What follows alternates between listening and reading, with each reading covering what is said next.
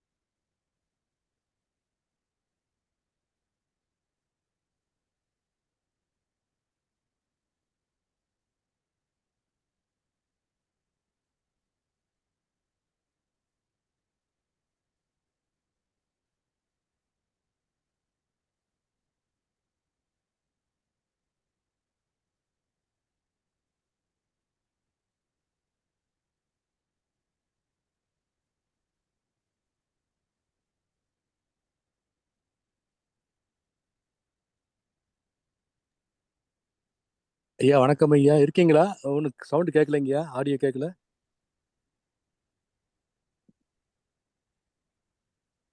வருவார், இன்னொரு கால் இருக்கு. ஓகே.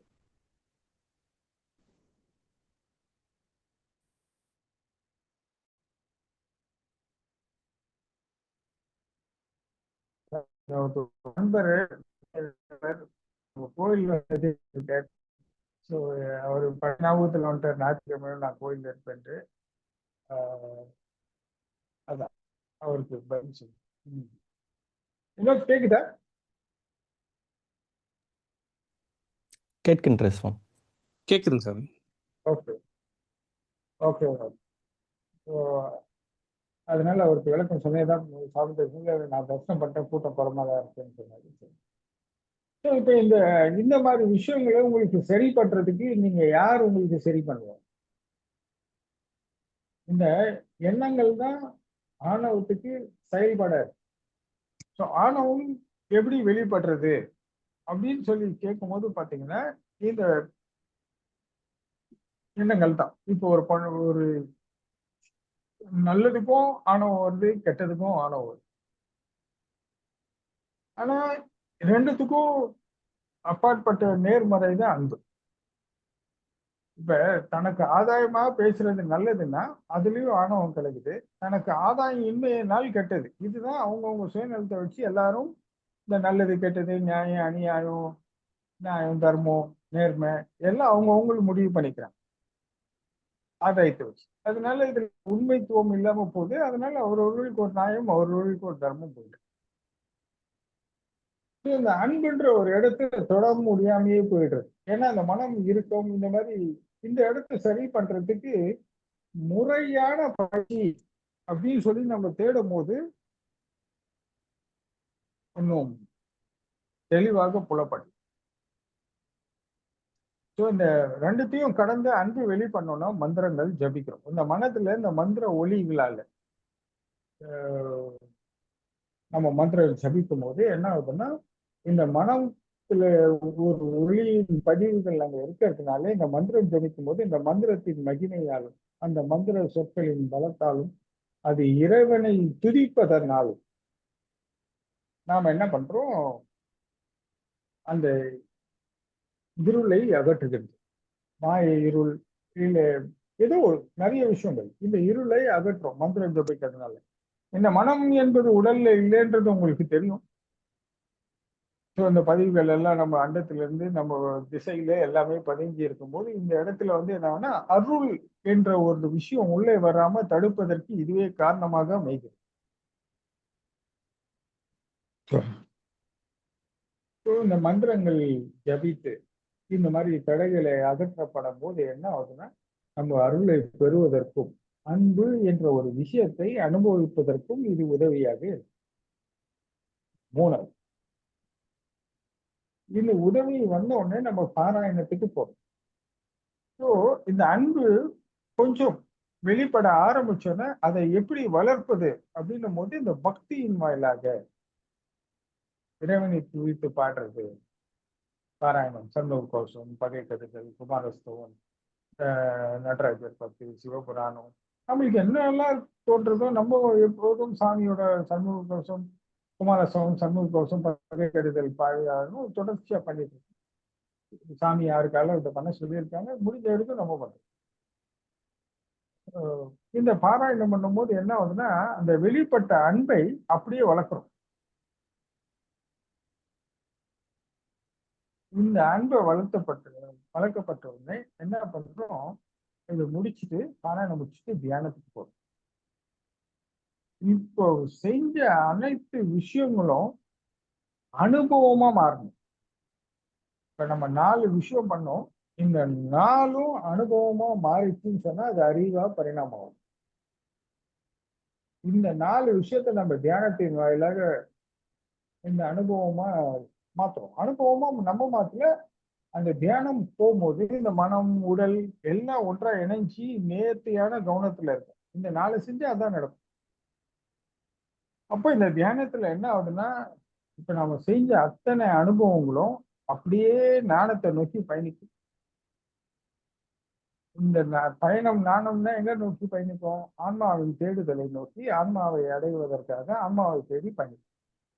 அப்போ இதெல்லாம் அனுபவங்கள் என்ன ஆகும்னா அறிவா மாறும்போது, அறிவு வெளிப்படும் போது, அறிவை பயன்படுத்துவதற்கு உரிய சூழலை இந்த உடல் மனம் ரெண்டும் ஒன்றா சேர்ந்திருக்கும் போது உங்களுக்கு இந்த மாயம், மோகம், சஞ்சலம், சபலம் இதெல்லாம் உங்களை கவனத்தை சீர்குலைத்து மயக்கக்கூடிய நிலையிலிருந்து நீங்க விடுபட்டு உங்க கவனம் சீராக இருக்கும். நாம் செயலை கவனிக்க முடியும். நாம் எதற்காக பேசுகின்றோம், எதற்காக இதை செய்கின்றோம், எல்லா உண்மைகளும் புரிய ஆரம்பிக்கும். நம்ம தெளிவா இருப்பதற்கும், உறுதியா இருப்பதற்கும், தைரியமா இருப்பதற்கும், தன்னம்பிக்கையோட இருப்பதற்கும் இந்த மாதிரி விஷயங்கள் எல்லாம் நல்லா பயணிக்கும். ஆனா இது அத்தனை எதுக்காக செய்யறேன்னா ஆன்மாவை போய் அடைவதற்காக செய்யும். என் ஆற்றலை பெருக்கணும், இதெல்லாம் இயல்பா பெருக்கும். அந்த பெருக்கும் போது பெருகிற விஷயத்தை எதற்கு பயன்படுத்தணும்னா நாம் கடவுளை அடைவதற்காக பயன்படுத்தணும். இந்த பயிற்சிகள் வந்து முழுமையாக நம்ம செய்தோம்னா, கண்டிப்பா செய்தோம்னா நாம் ஆன்மாவை காண முடியும், ஆன்மாவில் போய் ஒடுங்க முடியும். ஆன்மாவை தேடி சென்று ஆன்மாவை அறிவது, ஆன்மாவை அடைவது தான் ஆன்மீகம். இப்போ நம்ம இதுல பக்தி, இப்போ மக்கள் எல்லாம் இப்போ பக்தி சிரத்தையா இருக்காங்க,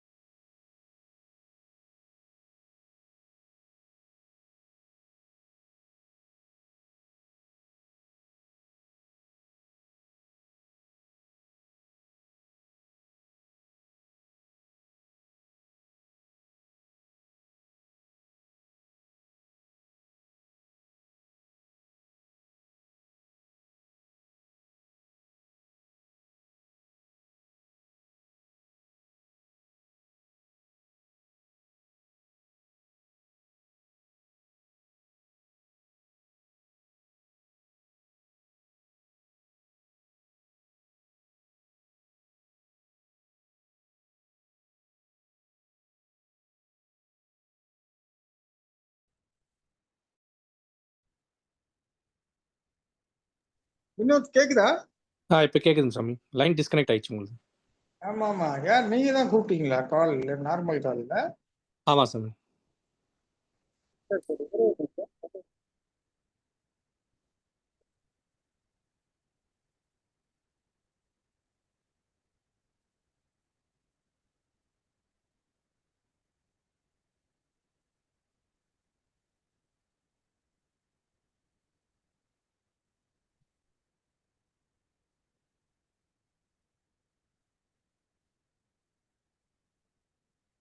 இன்னும் கேக்குதா? கேட்குதுங்க இன்னும் சாமி. கேட்குதுங்க சாமி. Okay okay. இப்போ பாத்தீங்கன்னா நான் எந்த இடத்துல உங்களுக்கு கட் ஆயிடுச்சு?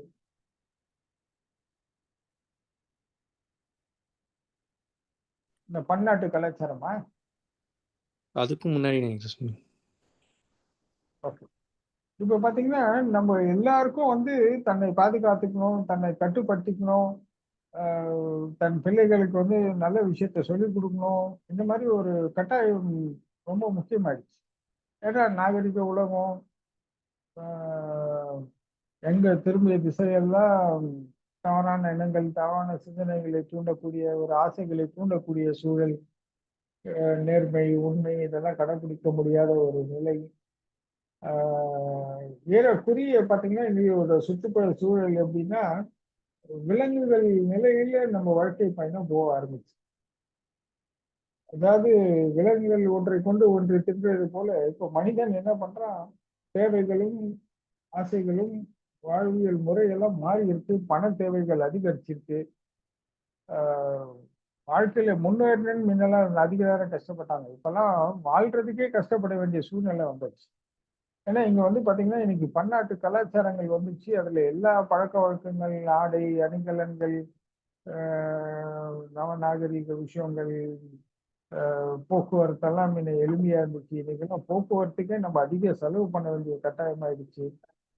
இன்னைக்கு வந்து காரு, பைக் இதெல்லாம் ஆடம்பரமா இருந்தது. யானையை கட்டி தீனி போடுறோம்னு சொல்லியிருந்தாங்க 30 வருஷத்துக்கு முன்னாடி. இப்போ பாத்தீங்கன்னா இதெல்லாம் அவசியமாயிடுச்சு, நெசசிட்டிக்கு போயிடுச்சு. இன்னைக்கு இதெல்லாம் ஆடம்பரம் இல்லை, அதெல்லாம் இல்லை. இன்னைக்கு எல்லா சூழ்நிலையிலும் எல்லாரும் வந்து வேகமா ஓட வேண்டிய கட்டாயங்கள்லாம் நம்மளுக்கு நிறைய ஏற்பட்டு இப்ப என்ன ஆகுதுன்னா இவங்களுக்கெல்லாம் தொடர்ந்து போராட்டங்கள். இந்த இது ஒரு ஆவி பிரேக்னு ஒரு சாக்லேட்டோட ஒரு ஆடு பார்த்தேன் நான். அதுல பார்த்தா அவர் தனியா உட்காந்துருப்பாரு. உட்கார்ந்த உடனே அவருக்கு பாத்தீங்கன்னா, சார் ஓடிபி சொல்லுங்க சார், இது வந்திருக்கேன் சார், நான் அது வந்திருக்கேன். நீங்க வந்து ஒரு நாளைக்கு வந்து ஒரு 1000 பேர் அவரை போட்டு கம்யூனிகேட் பண்ணுங்க. இங்க கம்யூனிகேஷன்ஸ் சொல்றேன். அதாவது ஒரு பேங்க்ல இருந்து போனு, ஒரு எஸ்எம்எஸ், ஒரு இதையும் போட்டு உடனே அவர் என்ன பண்ற ஒரு கிட்காட் தான் நினைக்கிறேன், ஆவிய பிரேக்னு சொல்லிட்டு அதை வடிச்சிட்டு எல்லாத்தையும் அப்படி போட்டு மென் வர அந்த சுவையில வந்து எல்லாம் அவரை விட்டு விலகி போன மாதிரி ஒரு விளம்பரத்தை பார்த்தேன். இன்னைக்கு நீங்க நம்ம தூங்கி எழுந்ததுல இருந்து தூங்க போற வரைக்கும் நிறைய கம்யூனிகேஷன்ஸ் ரொம்ப இம்பார்ட்டன்ட் ஆயிப்போச்சு. தேவையில்லாம நிறைய டிஜிட்டல்ஸ் அது இது. இன்னைக்கு பாத்தீங்கன்னா நிறைய பேர் இந்த ஃபேஸ்புக், இன்ஸ்டாகிராம் அதுல இதுல கான்சன்ட்ரேட் பண்றதுக்கு குறைஞ்சது ஒரு நாளைக்கு 3 மணி நேரம் 4 மணி நேரம் செலவிடுறாங்க. அது அவங்கள அறியாம அவங்களோட இதுக்குள்ள போய் இரவுல தூங்குறது கம்மி ஆயிடுச்சு. வாட்ஸ்அப் பார்க்கறது, இன்ஸ்டாகிராம் பார்க்கறது, ஃபேஸ்புக் பார்க்கறது, உன்னை ஸ்டேட்டஸ் வைக்கிறதுக்கு போய் சேட் சாட்ல தேடுறது, இது மாதிரி தேடி தேடி ஒரு மினிமம் பாத்தீங்கன்னா ஒரு நல்ல விஷயத்துக்கு தேடினாங்களோ கெட்ட விஷயத்துக்கு தேடினாங்களோ அது இல்லை. ஆனா நீங்க எதுல தேடினாலும் கெட்டது நிறைய வரும். இது எல்லாருக்கும் தெரிஞ்சு இவங்களை அறியாம ஒரு பேட் ஆட்டிடியூட் வந்து ஒரு பக்கம் குட் திங்ஸ்க்கு போயிருந்தாலும் ஒரு பக்கம் பேட் திங்ஸ் தனியா வளருது உள்ளுக்குள்ளேயே. ஒரு பார்க்கும்போது நம்மளுக்கு ஒன்றும் இல்லைன்னு ஸ்கிப் பண்ணியிருப்போம். ஆனா அது பாத்தீங்கன்னா அதுல ஒரு சின்ன விஷயம் நம்மளை அட்ராக்ட் பண்ணியிருப்போம், அது நம்மளுக்கே தெரியாது, நம்மளை ஈர்த்திருப்போம். இந்த மாதிரி நிறைய விஷயங்கள் நடக்கும். இப்ப இந்த மாதிரி ஒரு ஸ்ட்ரெஸ்ஃபுல்லான லைஃப் வந்து லீட் பண்ண வேண்டிய அவசியம் இருக்கும்போது எல்லாரும் கடவுளுக்கு போய் தரிசிக்கணும், ஒரு புண்ணிய ஸ்தலங்கள் போகணும், ஆலயங்கள் போகணும், அப்படின்னு பெருகி இருக்குமோன்னு ஒரு கோணங்கள்லயும் நான் யோசிச்சு பார்த்தேன். இன்னைக்கு பாத்தீங்கன்னா ஒரு 2-3 நாள் லீவு தொடர்ந்து வந்துச்சுன்னா போதும், உடனே எல்லா கோயில்லையும் கூட்டம் ஆயிடுது. எல்லா ராமேஸ்வரம் அங்க பாத்தீங்கன்னா டிராபிக் ஜாம், இங்க திருச்செந்தூர்ல, திருவண்ணாமலையில எங்க பார்த்தாலும் முடியல. சோ எல்லாரோட தேடங்களோட கடவுளை தேடுறதோட தனது பாரங்களை குறைக்கும் இடம் எங்க அதிகமா கிடைக்குதோ அந்த பாரம், இந்த ஸ்தலத்துக்கு போனா எனக்கு பாரம் குறையுதுன்னா உடனே அந்த ஸ்தலத்துக்கு நிறைய போறாங்க. இப்போ நிறைய சிவபக்தர்கள் ஒன்றிணைறாங்க. நிறைய இப்ப நம்ம குரூப்ல கூட சுப்புன்னு ஒருத்தர் இருப்பாரு. அவர் பாத்தீங்கன்னா அவங்க ஒரு குழு ஒண்ணு அமைச்சு ஏதோ கோயம்புத்தூர்ல இருக்காங்க உங்களுக்கு. அவங்க எல்லாம் இந்த சிவலிங்கங்கள் எங்கெங்கெல்லாம் கிடைக்குதோ அங்கெல்லாம் போய் தேடி எடுத்து அந்த இடத்துல ஒரு சின்ன ஆலயம் மாதிரி கட்டி கோயில்கள் ஏதாவது புனரமைக்கிற விஷயங்கள் இதெல்லாம் அவங்க செஞ்சு ஒரு சிவபக்தியை வளர்த்துக்கிட்டு இருக்காங்க. ஒரு சிவத்தொண்டு செஞ்சுக்கிட்டு இருக்காங்க. இதெல்லாம் வரவேற்கத்தக்கது. இதெல்லாம் நம்ம பழமையை காப்பாற்றணும். அந்த மாதிரி எல்லாம் அவங்க ஒரு கோணங்கள்ல அவங்க ஒரு பக்கம் பண்ணிக்கிட்டு இருக்காங்க. அதனால இந்த ஆன்மீகம் உண்மையான ஆன்மீகம் என்பது இந்த வெளியே தன்னை நீ என்ன பண்ணாலும் அது உள்ளுக்குள்ள உன்னை பக்குவப்படுத்துறதுக்காக தான் நீ காவி வெட்டி கட்டுறதும் ருத்ராட்சி மாலை போடுறதும் என்ன பண்ணாலும் சரி. இதெல்லாம் என்னன்னா நான் கடவுளுக்கு பணிந்து நிற்கின்றேன் என்ற உண்மையை நீ வெளி உலகத்துக்கு சொல்வதற்காகத்தான் உன் ஆடைகளையும் மணிகளையும் நீ துறந்திருக்கிறாய் என்று சொல்றோம். உங்களுக்கு புரியுதா? நான் காவி வெட்டி கட்டிருக்கேன், ருத்ராட்ச மாலை போட்டிருக்கேன், திருநீர் அணிஞ்சிருக்கேன், நான் மொட்டை அடிச்சிருக்கேன்னா இதெல்லாம் என்னன்னா நான் கடவுளுக்கு பணிந்து நிற்கின்றேன் என்றதை காட்டும். இது இதுதான் அந்த உண்மையான அந்த ஆடையின் எளிமையை வெளிப்படுத்தும். நீ எப்போதும் எளிமையா இருக்கும். குடும்பத்தை விட்டு தள்ளி இருக்கிறதுக்கோ இல்ல நான் மற்றவங்களோட நான் கடவுளை வழிபடுறதுனால நான் அந்த மாதிரிலாம் இல்லை. எளிமை ரொம்ப முக்கியம். இந்த எளிமைக்கு அப்புறம் உண்மை ரொம்ப முக்கியம். இந்த உண்மைக்கு அப்புறம் நம்பிக்கை, அன்பு, இது ரொம்ப முக்கியம். இதெல்லாம் இருந்தாதான் கடவுளை அடைய முடியும். அப்போ இதெல்லாம் வெளிப்படணும்னா அதற்கான பயிற்சிகள் செய்யப்படும் போதுதான் நம்ம இப்படி எல்லாம் செய்யறோம்.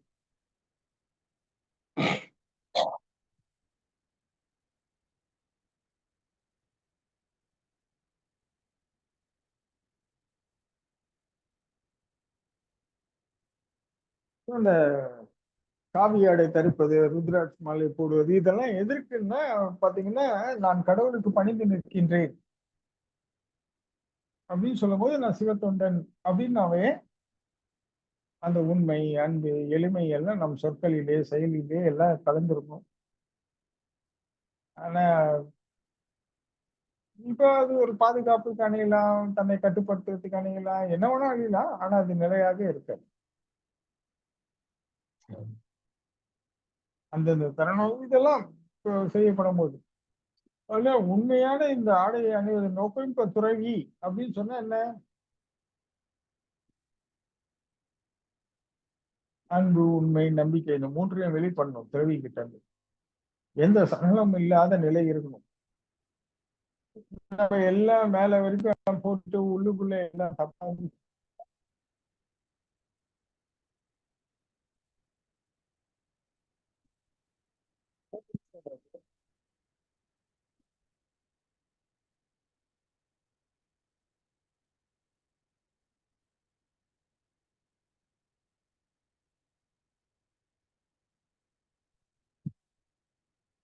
இன்னொரு கேக்குதா? கேக்குதுங்க சாமி. சோ இந்த நம்ம கடவுளை வழிபடுவர்கள் என்று சொன்னா அந்த வார்த்தையில நிறைய விஷயம் இருக்கு. இதெல்லாம் நம்ம எளிமையை வெளிப்படுத்தணும் தான். ஆனா இதை விட்டுட்டு நம்ம அதுவே ஒரு விஷயங்களாக பயன்படுத்துறாங்க. அதை பத்தி நம்ம கருத்து வேணா அது அவரவர்களோட சொந்த விருப்ப வெறுப்பு. அதில் நாம் தலையிடுவதற்கு இல்லை. நாம் உண்மையை மட்டும் பேசணும், நம்ம உண்மையை மட்டும் தெரிந்து கொள்ளணும். இந்த ஆடைகளின் வாயிலாக என்ன ஆகுதுன்னா நமக்கு இயல்பாவே இந்த மாதிரி ஆடைகள் அமையும் போது நம்மளுக்கு ஒரு எளிமைத்துவம். ஏன்னா நம்மளை மிகைப்படுத்தணும். எப்பவுமே நம்ம உள்ள இருந்து இந்த எண்ணங்கள் எல்லாம் என்ன செய்யும், இப்படிலாம் செய்யும். அது உங்களுக்கே நல்லா தெரியும். ஒரு சின்னவர் வந்தாருன்னா உடனே அவரை விட நம்மள உயர்வா காட்டணும்னு மனம் துடிக்கும். உடனே ஒரு பெரியவர், அவர் நல்ல வசதி வாய்ப்பு நல்ல பார்த்தா அவரை பார்த்தா டக்குன்னு ஏதோ ஒரு ஆதாயம் கிடைக்குன்னா டக்குன்னு குனியும். இதெல்லாம் உங்களுக்கே தெரியும். அந்த மாதிரி இல்லாம எல்லாம் சமமா பார்க்கறதுக்கும், சமமா பேசுறதுக்கும், ஒற்றுமையா இருக்கிறதுக்கும், உண்மையா இருக்கிறதுக்கும் இந்த மாதிரி ஆடைகளும் அணிகலன்களும் அவசியம். இந்த ருத்ராட்சத்துக்கு இறையாற்றலை கிரகிக்கும் சக்தி இருக்கிறதுனால அதை அணியும் போது நம்மளுக்கு என்னன்னா அதன் வாயிலாக அந்த இறையாற்றல் நம்மளுக்கு தியானங்கள்லாம் பண்ணும்போது உடனே தியானம் கைகூடும். அப்புறம் இந்த ஆற்றல் பெருக பெருக என்ன ஆகும்னா அதை நாம் கடவுளை வழிபடுவதற்கும் அந்த மென்மையை அறிந்து. ஆனா இப்ப இதுவே நம்மளுக்கு சில பவர் கிடைக்குன்னா இது ப்ரொடெக்ஷனு, எதிராளி என்னை பார்த்து பொறாமப்படுறான், அதுக்கெல்லாம் பாதுகாத்துக்கிறேன், என்னை எதிரிகள் கிட்ட இருந்து காப்பாத்திக்கிறதுக்கு அதுக்கு இதுக்கு சில கோணங்கள்ல போவாங்க. அதை பத்தி நம்மளுக்கு தெரிய வேணாம். அது அவங்கவுங்க பிரச்சனை. நாம உண்மையா இதுக்காக தான் அணியணும். இப்ப சுவாமி அனுஷ்டானங்கள் சொல்றாங்கன்னு சொன்னாங்கன்னா அந்த கண்டமணி தொண்ட கோயில கட்டுறதுக்கும் நெத்தியில திருநீர் அணியதும் எந்த சூழ்நிலையும் விடக்கூடாதுன்னு சொல்லி சொல்றாங்க. அது எதுக்காக சொல்றாங்கன்னா நாங்கள் கடவுளுக்கு பணிந்தே நிற்பவர்கள் அப்படின்னு சொல்லி நம்ம உலகத்துக்கு சொல்லணும். சிவபக்தியை தூண்டணும். பார்ப்பவர்கள் எல்லாருக்கும் அன்பு கிடைக்கணும், அன்பு பெருக்கணும். நம்மளை பார்த்தா அந்த இறை சிந்தனை தூண்டப்பட வேண்டும். இதெல்லாம் நெறி, இதெல்லாம் ஒரு நெறிக்காக தான் இதெல்லாம் நம்ம செய்யறோம். நம்மளை பார்த்தா 1000 துன்பகத்தோட இருக்கிறவங்களுக்கு கூட நம்மளை பார்த்தா அவங்களுக்கு அன்பு வரணும், அந்த இறை சிந்தனை தூண்டப்படணும். அப்படியெல்லாம் இருக்கணும்னு தான் சொல்றாங்க. ஆனா இது அணியவர்கள் அத்தனோர் அந்த மாதிரி இருக்காங்களான்னு கேட்டீங்களா, அதெல்லாம் எனக்கு தெரியாது. சாமி சொன்னாங்கன்னு பின்பற்றுபவர் இருப்பாங்க. ஆனா அதன்படி வாழ்றாங்களா, அதன் காரணம் என்ன, எதற்காக சாமி சொன்னாங்க, இதற்காக தான் சொன்னாங்க, இதுக்காக தான் நம்ம செய்யணும், அதெல்லாம் தெரியாது. ஒரு மிகைப்படுத்துதல் கூட இப்ப நிறைய போயிட்டு இருக்கு. அதனால நம்மளுக்கு அதை பத்தி தெரிய வேண்டாம், தெரிஞ்சுக்க வேண்டாம். நம்ம நல்லதை மட்டும் தெரிஞ்சுப்போம். மற்றதை பத்தி பேசி மற்றவங்களை பத்தி பேசுறதும் தப்பு தான். அதே ஒரு குரலை பேசுவது தான். இன்னொருத்தரை பத்தி உயர்த்தி பேசினாலும் சரி, தாழ்த்தி பேசினாலும் சரி, அது புரளி பேசுவதாகும். அது வீணான செயல். வீணான நம்மளோட சக்தியை நம்ம தொலைக்கின்றோம். அவரவர்கள் விரும்புகிறபடி அவர்கள் வாழ்கின்றார்கள். இப்போ இந்த பாரங்களை குறைக்க வேண்டிய கட்டாயம் அதிகமாயிடுச்சு. ஏன்னா எல்லாருக்கும் தேவைகள் அதிகமா இருக்கு. வருவாய்க்கு மீறிய செலவு இருக்கு. இதெல்லாம் செய்யணும், இதெல்லாம் மாறணும், இதெல்லாம் கரெக்டா போகணும். எங்கேயும் பிரேக், எங்கேயும் உடைஞ்சிடக்கூடாது, தடை வந்துடக்கூடாது. வந்தாலும் வாழ்க்கை மேலும் கீழும் ஆயிடுன்ற சூழ்நிலையெல்லாம் இன்னைக்கு வந்துட்டு இருக்கு. அதனால என்ன ஆகுதுன்னா எல்லாருக்கும் நமக்கெல்லாம் மீறின ஒரு சக்தியான இறைவனை வழிபட வேண்டிய அவசியம் வந்திருக்கு. அதனால எல்லாரும் இப்ப எல்லா ஆலயங்கள் அங்க இங்க எங்க கும்பாபிஷேகங்கள் இருந்தாலும் போறாங்க அப்படின்னு என்னோட கண்ணோட்டங்கள்ல பார்த்த விஷயங்கள் இது. இதுதான் உண்மையெல்லாம் சொல்ல முடியாது. எனக்கு தெரிஞ்சது நீங்க கேட்ட கேள்விக்கு நான் எனக்கு தெரிஞ்ச பதில்களை நான் சொன்னேன். அவ்வளவுதான்.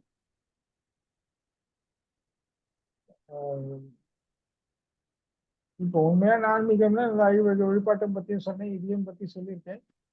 இதுக்கு மேல வேற என்ன வேணும் நீங்க தான் சொல்லணும். வினோத்.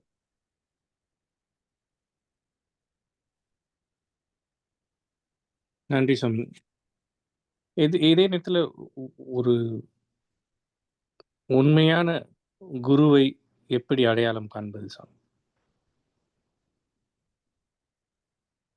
ரொம்ப சுலபம் இல்லை.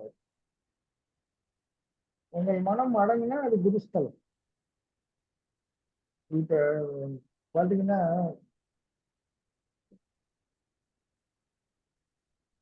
அவங்களுக்கு தெரியணும்ல, இப்போ ஒரு குரு என்ன பண்றாரு, ஒரு என்ன பேசுறாரு, என்ன செய்யறாரு,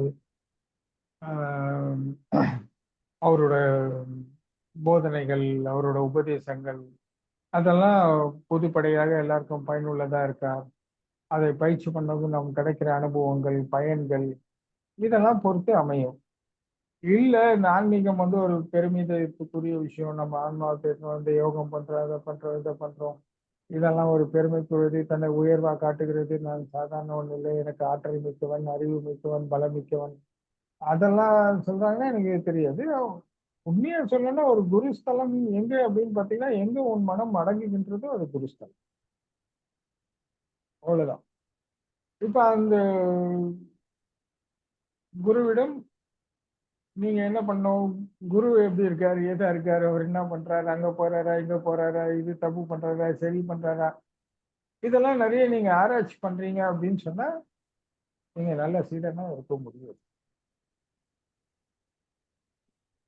ஏன்னா குரு எத்தனையோ உங்க கண் பார்வைக்கு நீங்க என்ன நல்லது கெட்டது நியாயம் அநியாயம் எல்லாம் யாருன்னா அவரவர்கள் பார்வையில் தான் இன்னைக்கு முடிவு பண்றாங்க. அவங்கவுங்க சுயநலத்தை வச்சு முடிவு பண்றதுனால இது அவங்களுக்கு குரு கூட அவங்களுக்கு சமயங்கள்ல கெட்டவங்க எல்லாம் தெரியல. ஆனா குரு எத்தனையோ காரணங்களுக்காக அதெல்லாம் செஞ்சுட்டு இருப்பாரு. இப்ப உனக்காக செய்யப்படும் போது சரியா இருக்கும், மற்றவருக்கு செய்யப்படும் போது தப்பா இருக்கும். இந்த மாதிரிலாம் இருக்கும். அதுதான் நதி மூலம் ரிஷி மூலம் அறியக்கூடாதுன்னு சொல்லுவாங்க. குரு எங்க இருந்து வந்தாரு, அவர் என்ன பண்றாரு, இதெல்லாம் அறிஞ்சா மகா பாவம்னு சொல்லி ஒண்ணு சொல்றாங்க. எதுக்குன்னா இப்போ நம்ம காவிரி உருவாகிற இடம் எங்கன்னு பாத்தீங்கன்னா அது ஒரு நதி, எங்கேயோ ஒரு புதிய நதியா இருக்கும். ஆனா அது உருவான இடம் என்ன சரியில்லாம இருக்கலாம். நீங்க காவிரி ஏதோ கர்நாடகால எங்கேயோ ஒரு இடத்துல இருந்து சொல்றாங்க. இந்த மாதிரி ஒரு உதாரணத்துக்கு சொல்றேன். இந்த மாதிரி நதி மூலம் இங்கன்னா அது மாதிரி ரிஷி மூலம் பாத்தீங்கன்னா உங்களுக்கு எல்லாம் தோன்றது தப்பா இருக்கலாம். ஆனா அவர் அங்கிருந்து சிவத்தன்மையில இருந்து செயல்பட்டு கொண்டிருப்பார். ஏன்னா உங்களுக்கு ஒரு சின்ன விஷயம் கூட பெருசா தெரியும். ஏன்னா நீங்க குறிப்பா பாத்தீங்கன்னா மாயம் மோகம் சஞ்சலம் சபலம் இந்த காமம் இதுக்கெல்லாம் உட்பட்டு இதுக்கெல்லாம் கட்டுப்பட்டு அதன்குள் இருந்து இயங்கிக்கிட்டு அதனுடைய ஆற்றல் வச்சு போகும்போது பார்க்கும்போது நிறைய விஷயங்கள் தப்பா தெரியும், நிறைய விஷயங்கள் சரியா தெரியும். இதெல்லாம் தெரிஞ்சு நீங்க இந்த பயிற்சிகள்லாம் முறையாக பயின்று தெரியும் போது அப்போ குருவின் உண்மை நிலை புரியும். ஐயோ இதெல்லாம் எதற்காக நடந்தது. அந்த இடத்துல குரு தன்னை வருத்தி கொண்டு பிற நலனுக்காக தன்னை வருத்தி கொண்டாருன்ற உண்மையை அப்புறம் உங்களுக்கு புரியும். ஆனா இது எதிர்க்க ஃபர்ஸ்ட் இதுல புரியாது. எதை சொன்னாலும் அவங்களுக்கு புரியாத சூழ்நிலைகள் இருக்கும். அது நிறைய கோணங்கள் இருக்கு. அந்த எப்படி நம்ம குருவை தேர்ந்தெடுப்பது அப்படிலாம் பாத்தீங்கன்னா இன்னைக்கு அதுக்கும் நிறைய வாய்ப்புகள்லாம் இருக்கு. நிறைய வசதி வாய்ப்புகள், பெரிய பெரியவங்க நிறைய பேர் இருக்காங்க. அதுவே அவங்களுக்கு ஒரு பெருமைக்குரிய விஷயமா இப்ப எல்லாரும் பேட்டி கொடுத்துட்டு இருக்காங்க இன்ஸ்டாகிராம்ல. இதெல்லாம் நான் இங்க இருக்கேன், இந்த மாதிரி நான் எனக்கு வந்து லைஃப்ல கிடைச்ச பொக்கிஷம் பாக்கிஷம் என்னன்னு சொல்றாங்க. அது அவங்கவுங்க விருப்பத்தை பொறுத்தது. நல்ல குரு தேர்ந்தனா அந்த உண்மையும் உங்ககிட்ட இருந்து வெளிப்படணும். பேசும்போதோ கேட்கும் போதோ பார்க்கும் போதோ தியானத்துல சிந்திக்கும் போதோ அப்ப அவங்களுக்கு எல்லாம் கிடைக்கப்பட்டால் என்றால் அந்த குரு சீராக இருக்கிறார் இந்த அர்த்தம். இந்த குரு தேர்ந்தெடுத்தல் என்பது வந்து பாத்தீங்கன்னா இன்னைக்கு நம்ம ரொம்ப எளிமையா சொல்லணும்னா ஒரே இடம் ஒரே வார்த்தை எல்லாம் சொல்லணும்னா உன் மனம் அடங்கினால் அது குருஸ்தலம். அவ்வளவுதான். மனம் அடங்கல சும்மா நம்ம கூட்டு வழிபாடு, ஒரு கூட்டு பிரார்த்தனை, கூட்டு பயிற்சி, அந்த மாதிரி எல்லாரும் ஒண்ணா சேர்ந்து பண்றதுக்கு ஒரு இடம் வாய்ப்பு, ஒருத்தருக்கு ஒருத்தர் பகிர்ந்துக்கிறாங்க, ஒருத்தருக்கு ஒருத்தர் தன்னை முன்னேற்றி கற்றுக்கொள்றதுக்கு அவங்களோட தொடர்பு வச்சு வியாபாரத்தை பெருக்கிறது, இந்த மாதிரி நிறைய விஷயங்கள் போயிட்டு இருக்கு இப்ப இந்த மாதிரி. ஸோ கூட்டு பிரார்த்தனை, கூட்டு பயிற்சி, கூட்டு தியானம், கூட்டு வழிபாடு இன்னும் நிறைய கோணங்கள்ல அப்படி போகும்போது அதெல்லாம் கூட அவங்களுக்கு வந்து எல்லாரையும் ஒரு ஒன்று இணைக்கிறதுக்கு அது மாதிரி ஏதோ போயிட்டு இருக்கு. ஆனா முறையாக என்னன்னா சொல்ற விஷயங்களை உள்வாங்கி நம்ம கரெக்டா பயிற்சி செய்யணும். ஸோ அந்த குருவின் உபதேசத்தை கேட்டு பின்பற்றுறதும் இதுதான் சரியான வழியாக தோணும்.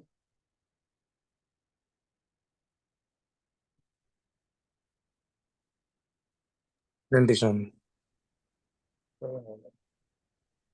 ஏன்னா நம்ம அன்பர் ஏதோ வெளியே போறாரா, அதனால அவருக்கு டைம் கம்மியா இருக்கு. அவருக்கு கொடுக்கறதுக்காக நிப்பாட்டு. கூப்பிட்டுலாம் சார். வாங்க ஜெகதீஷ். மிக்க நன்றி சுவாமி. சுவாமி, ம் இந்த ஆரா என்று குறிப்பிடுகிறீர்கள் அல்லவா சுவாமி, நம்மை சுற்றி ம் இருக்கும் அந்த உணர்வு அலைகள்.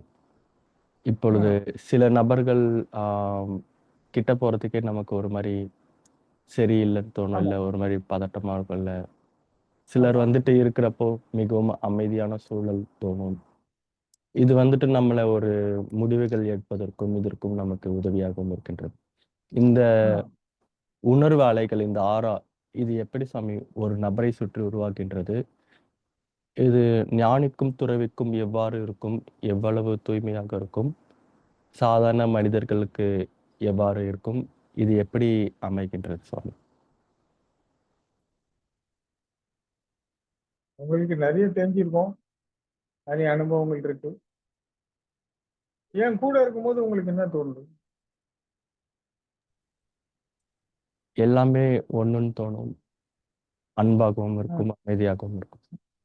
ம், அந்த புனித நிலை உணர முடியும். ம். So, மனிதன் எதெல்லாம் தேவைப்படுதோ, கடவுள்கிட்ட இருந்து எதெல்லாம் எதிர்பார்க்கின்றானோ, அது என் உடன் இருக்கும்போது உங்களுக்கு கிடைக்குதா? அதாவது பாத்தீங்கன்னா எல்லாருக்கும் தன்னம்பிக்கை வேணும், தைரியம் வேணும், நிம்மதி வேணும், அமைதி வேணும், சமாதானம் வேணும், ஒற்றுமை வேணும், நிதானம் வேணும், தெளிவு வேணும், உறுதி வேண்டும், அன்பு வேண்டும், கருணை வேண்டும், இரக்கம் வேண்டும், பரிவு வேண்டும், பரிவுபகாரம் வேண்டும். இது அனைத்தும் மனிதன் தேடுதலில் முக்கியத்துவமான அம்சங்கள். ஆனால் என்ன பண்றது, மனுஷன் புறத்தை தேட ஆரம்பிச்சதுனால காசு, பணம், சொத்து, சுகம், காமம், அது ஆசை, பாசம், சுகம், துக்கம்னு போயிடுறான். ஒரு அறியாமையின் பொருட்டு அவங்க எல்லாருக்கும் தொன்று தொட்டு உலகமே அதை சுற்றி இயங்குறதுனால இதுக்குள்ள தனி. ஆனா அவனோட இயக்கம், ஒரு தனி நபரின் இயக்கம்னு பாத்தீங்கன்னா நான் இப்ப சொன்ன விஷயங்கள் தான். அவனுக்கு எத்தனை கோடி இருந்தாலும், அம்பானி கூட கடைசி ஒரு பேட்டில எனக்கு ஏதோ ஒரு கோயில்ல போகும்போது கேட்டாங்க, என்னன்னு கேட்டீங்கன்னா, என்ன இருந்தாலும் அமைதி வேணும் இல்லையா அப்படின்னு சொல்லி அவரு பதில் சொன்னாரு. எனக்கு டிவி நியூஸ்ல பார்த்தேன். அவரு அவ்வளவு பெரிய பணக்காரரு, அவ்வளவு பெரிய சொத்து, எவ்வளவு லட்சம் பேர் வேலை பார்க்கறாங்க. ஆனா ஒரு கோயில்ல வந்து வழிபட்டு பண்றாரு. அவருக்கு எல்லாம் மீறி இருந்தாலும் அவருக்கு தன்னை காப்பாத்திக்கணும், தன் வாழ்வை காப்பாத்திக்கணும்னு எல்லாருக்கும் இருக்கத்தான் செய்யும். இப்ப இந்த விஷயங்கள் வந்து எல்லாரோட தேடுதல், எல்லாரோட தேவைகள் அத்தியாவசியம். இது இல்லைன்னா அடுத்த நொடி கூட உத்தரவாதம் இல்லாத நிலை ஏற்படுறது. ஸோ இப்ப நீங்க ஒரு துறவிகள் நிலைகள் பாத்தீங்கன்னா இந்த மாதிரி அனுபவங்கள் உங்களுக்கு சுலபமாக கிடைக்கும். கண்ணால் பார்க்கும் போதும், காதால் கேட்கும் போதும், அவங்க வார்த்தைகளை கேட்கும் போதும், அவங்களோட நாம் கலக்கும் போதும், சிந்திக்கும் போதும், இந்த மாதிரி விஷயங்கள் எல்லாம். இப்ப இவங்களோட ஆரா எப்படி இருக்கும்?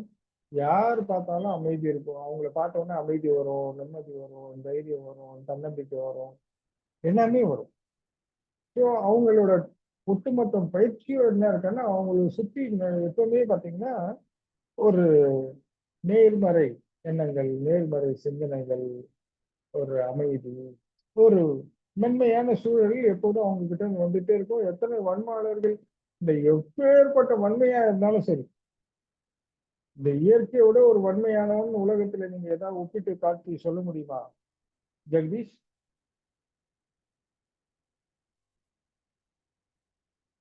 முடியாது சுவாமி. ஆனால் இவர்களை பார்த்தவுடன் மென்மையாகிறதா இல்லையா? இந்த மென்மையை பார்த்தவுடன் இந்த இயற்கையினோட வன்மையே அமைதியாது. அந்த மென்மைக்கு முன்னாடி இந்த இயற்கை தான் இருக்கிறதுலே வன்மையின் உச்சம் சொல்லலாம். ஆனா அதுவே அங்க அந்த மென்மையின் மூலம் அமைதியாகவும் முடியுதே தவிர அந்த மென்மையை அடிச்சு தூக்கி எறிய முடியல. ஏன்னா மென்மைக்கு அத்தனை பலம். இது ஒரு துறவியோ, யோகியோ, ஞானியோ, ஒரு உத்தமனை கண்டால் கூட இது ஏற்படும். உத்தமன் கிட்ட கூட இது இருக்கு.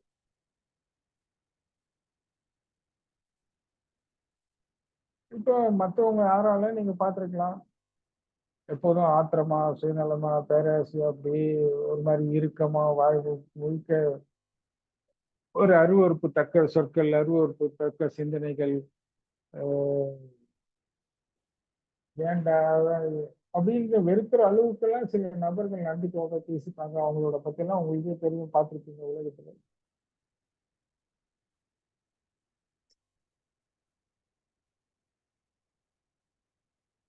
அவங்களுக்கு நம்ம என்ன சொல்ல முடியும்? உபதேசம் சொல்ல முடியுமா? அவரு பிரச்சனை அவர் பார்த்துன்னு போறாரு. அவரை பார்க்கிற நம்மளுக்கே இவ்வளவு கஷ்டமா இருக்குன்னா, அதன்படி வாழ்றவருக்கு எவ்வளவு கஷ்டத்துல எப்படி வாழ்வாருன்னு நம்மளே புரிஞ்சுக்கணும். அவரை பார்த்து நம்ம பரிதாபம் தான் பண்ணோம். ஐயோ பாவம், என்ன பண்றது?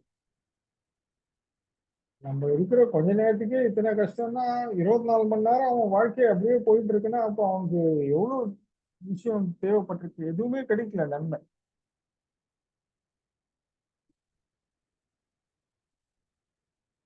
அவரை பொறுத்த வரைக்கும் அவங்கவுங்களுக்கு பாத்தீங்கன்னா, அவங்க எல்லாம் கேட்டீங்கன்னா, நாங்க தான் புத்திசாலி, பயங்கர ஸ்மார்ட், நான் ரொம்ப ஸ்ட்ராங்கு, நான் பெஸ்ட் எல்லாம் நினைச்சிட்டு இருப்பாங்க. ஆனா நம்மளுக்கு கம்யூனிகேட் பண்ண முடியலனாவே இப்போ புரிஞ்சுக்கணும், அவரோட ஆறா அப்படி சரியில்லை அப்படின்னு சொல்லி.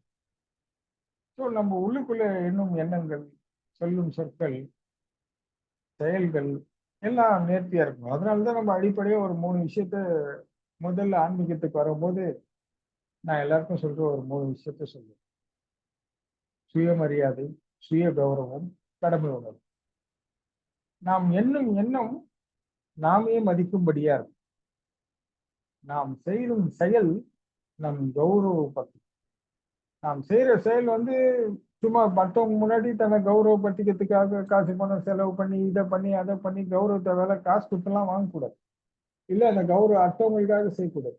நாம் செய்யற செயலே நம்மளை கௌரவப்படுத்தும். ஸோ அந்த கௌரவம், அப்போ இந்த சுய கௌரவம் இவங்களுக்காக அவங்களுக்காக உண்மையாக நம்ம செய்யணும். சொந்த விருப்பு வெறுப்பு காலாகி கடமையை தவறக்கூடாது. இந்த 3 அடிப்படையா கொண்டவர்கள் தான் ஆன்மீகத்துக்கு தகுதியானவர்கள். இந்த 3 கொண்டவர்களை தேடி கடவுளே வருவான். நீ எதையும் தேடி எங்கேயோ போவதோ, உன்னை தேடி கடவுள் கண்டிப்பா வருவான்.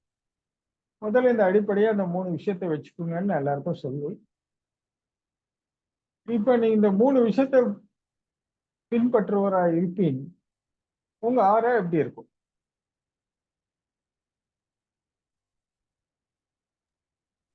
நேர்மறை எண்ணங்களாக இருக்கும்.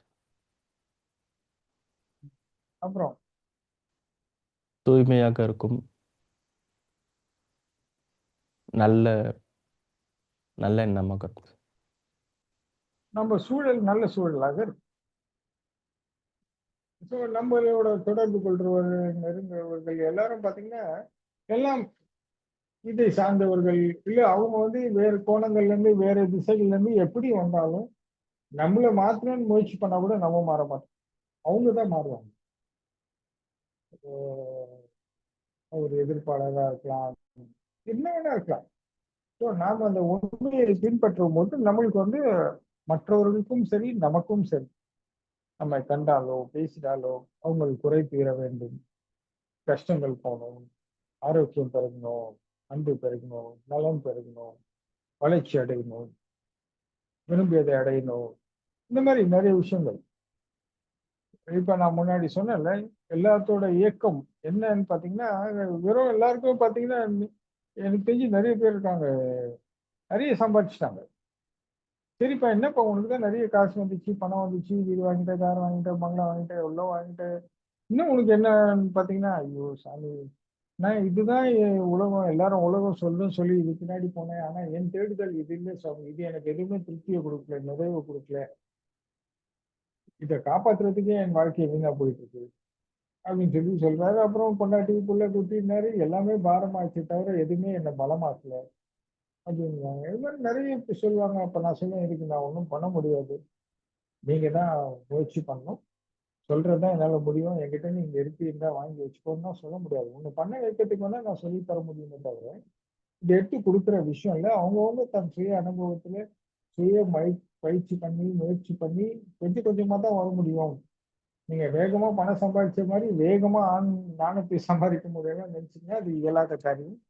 அதுக்கு நிறைய விஷயம் இருக்கு, அதனால நீங்க பார்த்துக்கோங்கன்னு சொல்லி நிறைய பேருக்கு சொல்லியிருக்கு. ஆனா அவங்களோட தேடுதல் என்னன்னு யாருக்கும் தெரியுதுல. எல்லாரும் என்ன நினைக்கிறாங்க, முதல்ல பணம் காசை தேடுறாங்க, அப்புறம் சொத்து சுகம் தேடுறாங்க, அப்புறம் சொந்த பந்தம் தேடுறாங்க. அதான் உடலை வளர்க்கணும், உயிரை வளர்க்கணும், இவ்வளவுதான் வாழ்க்கைன்னு சொல்லி அவங்க அந்த கோணங்கள்லயே வாழ்க்கையை பார்க்க வேண்டியதா இருக்கு.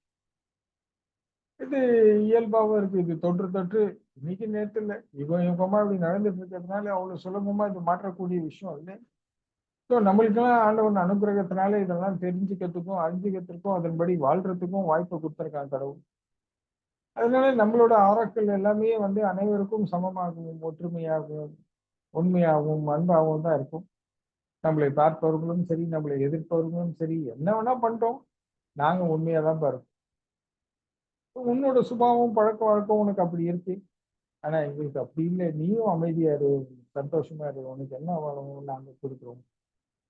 உனக்குள்ளதை நீயே வச்சுக்கோ, உனக்கு என்ன தேவை எங்ககிட்ட கேள்வி, எங்ககிட்ட இருக்கிறது அத்தனையும் கொடுக்குறோம். இப்ப ஒரு அவர் என்ன வேணா எடுத்துக்கோ, என்கிட்ட என் அறிவு வேணுமா, என்ன வேணும் உனக்கு, அப்படியே எடுத்துக்கோ. இது அதெல்லாம் யோசிக்கிறது இல்லை. நான் இருக்கிற வரைக்கும் என்னை வச்சு உனக்கு என்னெல்லாம் கிடைச்சா நீ நல்லா இருப்பியா, எடுத்துக்கோ, நல்லா இருந்துக்கோ, வாழ்ந்துக்கோ, அவ்வளவுதான்.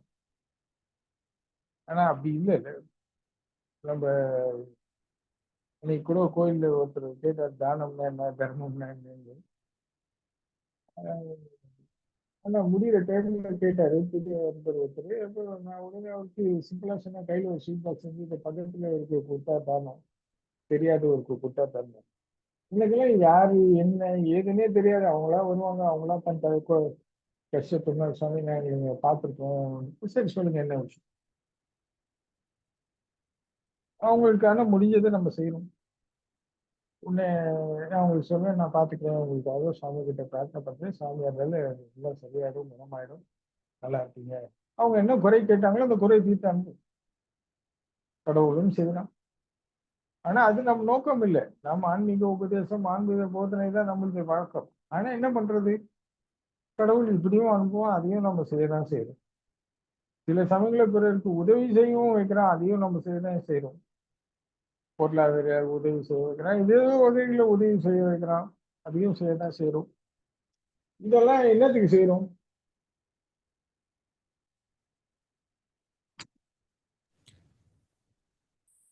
நம்மளை சுற்றி எப்போதும் ஒரு புனித நிலை வளரணும், உள்ளுக்குள்ள புனிதம் வளரணும்.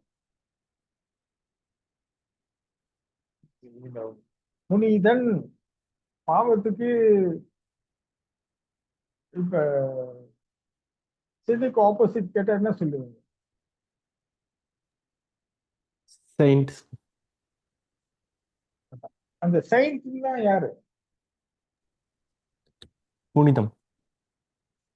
புனிதன், புனிதம் இல்லை. புனிதம்னா அது உயிரிலை சேராத விஷயம். செயின்ட் அப்படின்னா புனிதன். புரியுதா உங்களுக்கு? புரிகின்றது. அந்த புனிதன் யாருன்னா துறை, மற்றவங்களோட பாவம் அவங்க என்னெல்லாம் அவங்களுக்கு பாரமா இருக்கோ அதை போக்கக்கூடிய வல்லமை ஒரு துறவிக்கு இருக்கும்.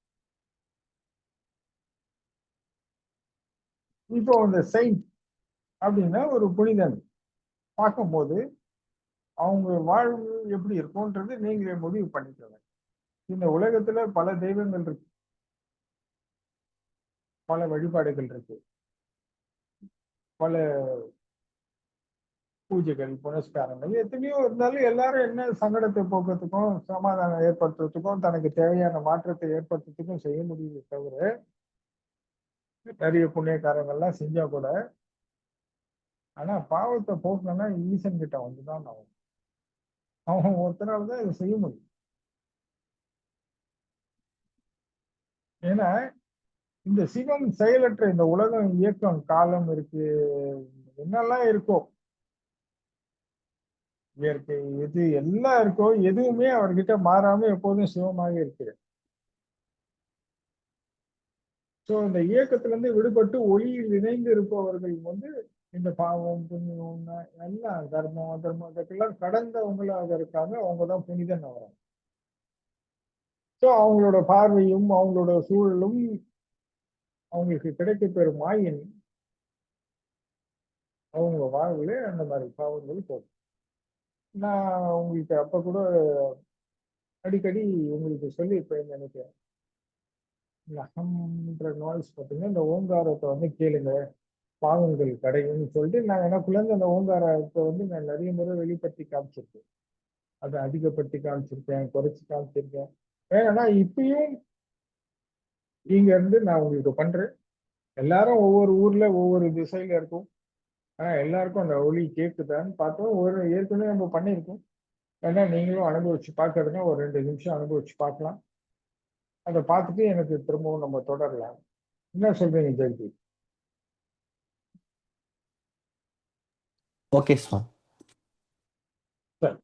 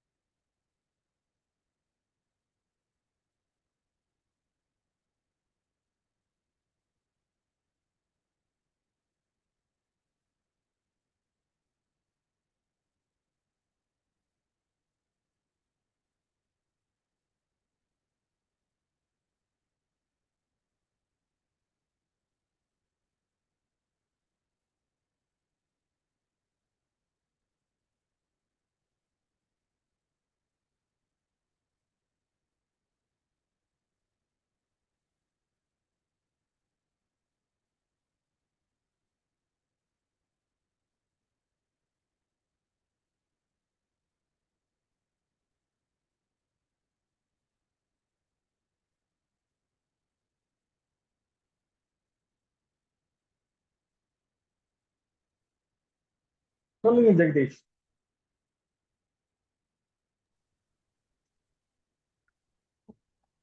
சுவாமி, சொல்லுங்க.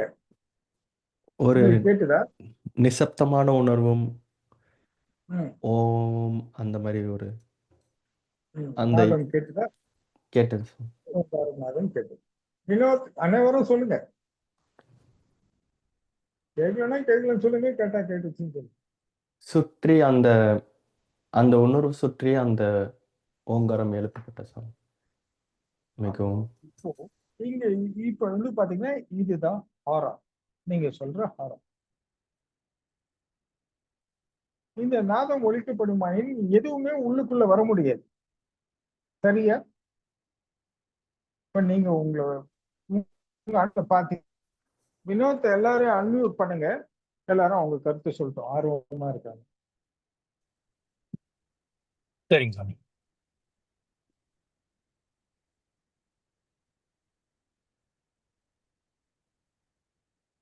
சொல்லுங்க வினோத், நீங்க என்ன அனுபவிச்சீங்க? சுவாமி நிசப்தம் சுவாமி. ம். ஓங்கார நாதம் கேட்டுச்சு உங்களுக்கு? ஆமா சாமி, நிசப்தமா இருந்தது சாமி. அந்த அந்த ஒளி என்னால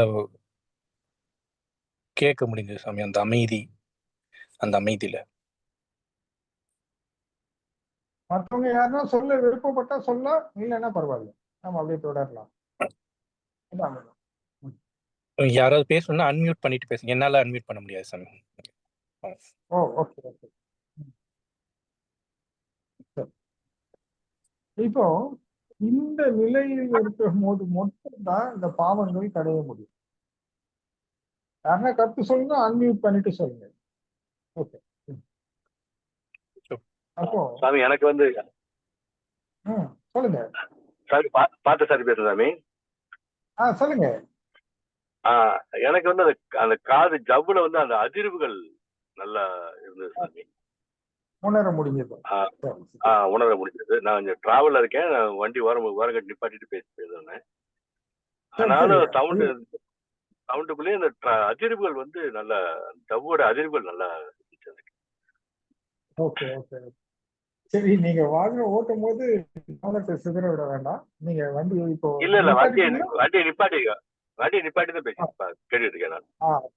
அப்போ பரவாயில்ல. 1 hour வண்டி நிப்பாட்டி இருக்கேன். சரி சரி. சத்சங்கம் முடிச்சதுக்கு அப்புறம் தான் கிளம்ப வேணும். சரி சரி, நல்லது நல்லது.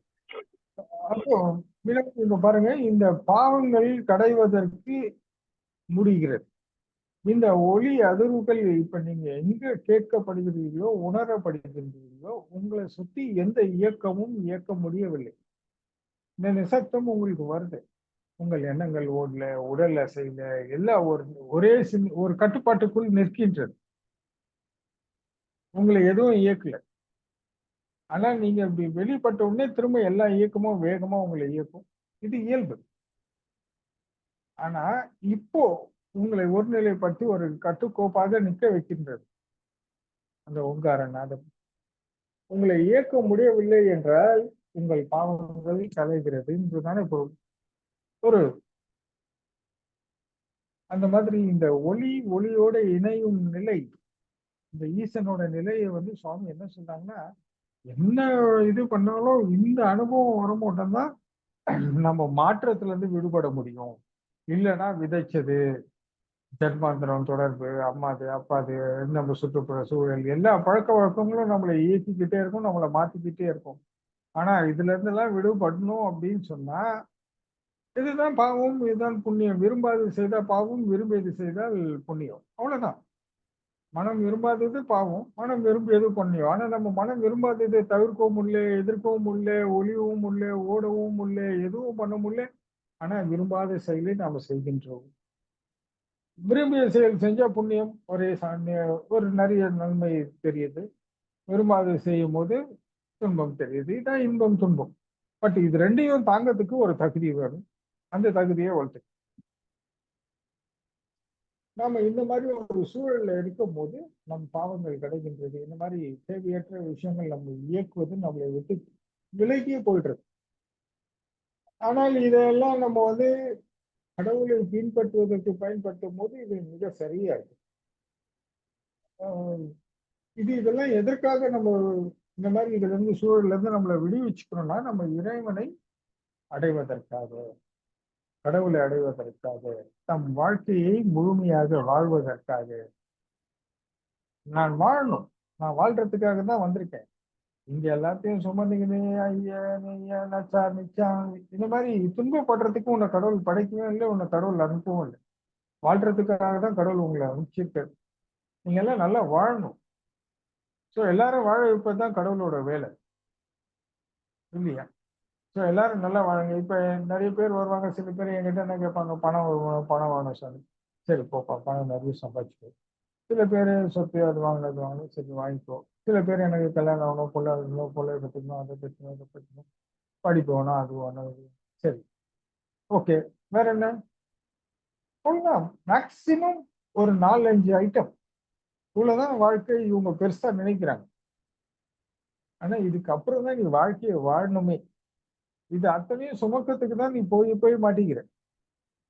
ஆனா இதுக்குள்ள இருந்துகிட்டும் வாழ்க்கையை சுதந்திரமா வாழ்றதுக்கு நிறைய விஷயங்கள் இருக்கு. அதுக்கு நேர்மையான விஷயங்களை கடைபிடிச்சு அன்பா வாழ்க்கையை வாழ்ந்து கிடைச்ச வாழ்க்கையை பயனுள்ளதாக்கி, எளிமையா உண்மையா நம்பிக்கையோட எளிமையா உண்மையா அன்பா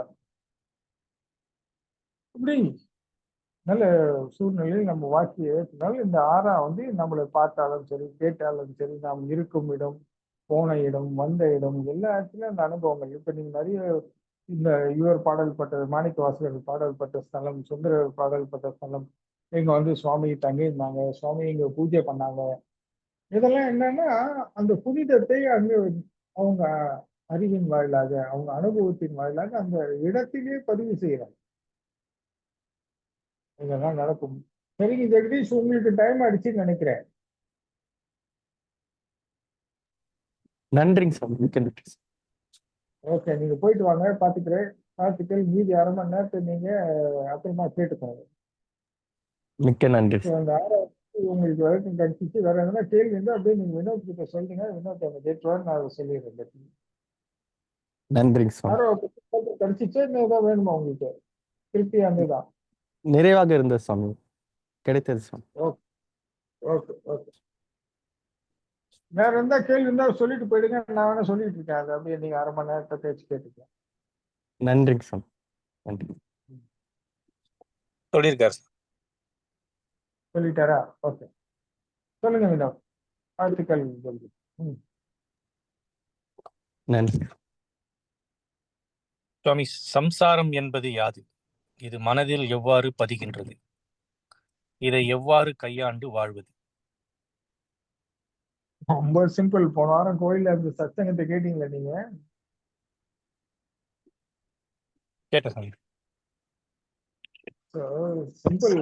பாத்தீங்கன்னா, என் பொண்டாட்டி, என் பொண்ணு, என் புள்ள, என் அம்மா, என் அப்பான்னு அவன் எல்லாரும் 100க்கு 3க்கு முச்சு வாட்டி யாருக்கு சொல்றான்? யாருக்கு சொல்றான்? இதோ தனக்கே சொல்லிக்கிறேன். அவனுக்கு சொல்லிக்கிறான். சொல்லி சொல்லி அதை பற்றாக்கி, அதை ஒரு பலமாக்கி, அதை ஒரு எனர்ஜி ஆக்கி, கட்சியில அதுலயே சிக்கி சின்ன நான் போய் சீரங்கி போறேன். ஏன் இது சொல்லும் போது மனசுக்கு வந்து இந்த உறவுகள் தான் பலம். ஆனா இது தப்பானது. உண்மையான இதுக்கு குரு எல்லாம் பாத்தீங்கன்னா இந்த அசுர குருன்னு சொல்றாங்க. இது அந்த ஒரு ஜாதகம் அந்த மாதிரி இதுல போகும். ஏன்னா 20 வருஷம் 25 வருஷம் இவன் ஒரு திசையில இருக்கான், அந்த பெண் ஒரு திசையில இருக்காங்க. உடனே 2 பேரும் பெரியவங்க பேசுறாங்க, கல்யாணம் பண்ணி வைக்கிறாங்க. உடனே அப்படியே எண்டுன்னு எப்படி உண்மையாக முடியும்? உண்மையா சொல்லுங்க பார்க்கலாம். ஒரு பிராக்டிக்கலா நம்ம இதை கூட இப்ப ஒரு புதிய நண்பர்களை பார்க்கணும்னு வச்சுக்கோங்களேன். ஒரு சில ஆண்டுகள் கழிச்சுதான் அவருக்கு ஒரு முக்கியத்துவம் கொடுக்கறதுக்கு இயல்பா வரும். கரெக்டா? தானே இயல்பு. இப்ப நம்ம சின்ன வயசுல இருந்து பிறந்ததுல இருந்து அம்மாவை பார்த்தோம், பிறந்ததுல இருந்து அப்பாவை பார்த்தோம். அதனால இயல்பா பாசம் ஒரு இடம் நம்மள அவங்க பேணி காத்தாங்க, வளர்த்தாங்க. இவங்க தான் நம்மளுக்கு எல்லாம், அது இயல்பு. ஒரு நியாயம் இருக்கு. ஒரு புதிய நபர் வாழ்க்கையில இணையும் போது அது மேல இத்தனை பற்றுதல் வருது, இதுதான் அப்படின்னு சொல்லும் போது தன்னை வெளிப்படுத்தக்கூடிய ஒரு சிகழ் வருது. இப்ப அம்மா கிட்ட ஒரு பணிவு இருக்கும், அப்பா கிட்ட ஒரு பணிவு இருக்கும், ஏதோ ஒண்ணு நம்ம பலவீனமா இருக்கும். ஆனா இங்க வந்து பலமா வெளியே வரும் ஒரு பெண் நம்ம கிட்ட சேரும் போது. ஸோ நீங்க நிறைய பாத்தீங்கன்னா, என் பொண்டாட்டிக்கு நீங்க பிறந்த நாள், என் பொண்டாட்டி அங்க போறோம், நான் எங்க பொண்டாட்டியை கூப்பிட்டு ஒண்ணு, என் பொண்டாட்டி உடம்பு சரியில்லை, இந்த மாதிரி நிறைய விஷயம் ரிப்பீட்டடா நிறைய கம்யூனிகேட் பண்ணிட்டே இருப்பாங்க.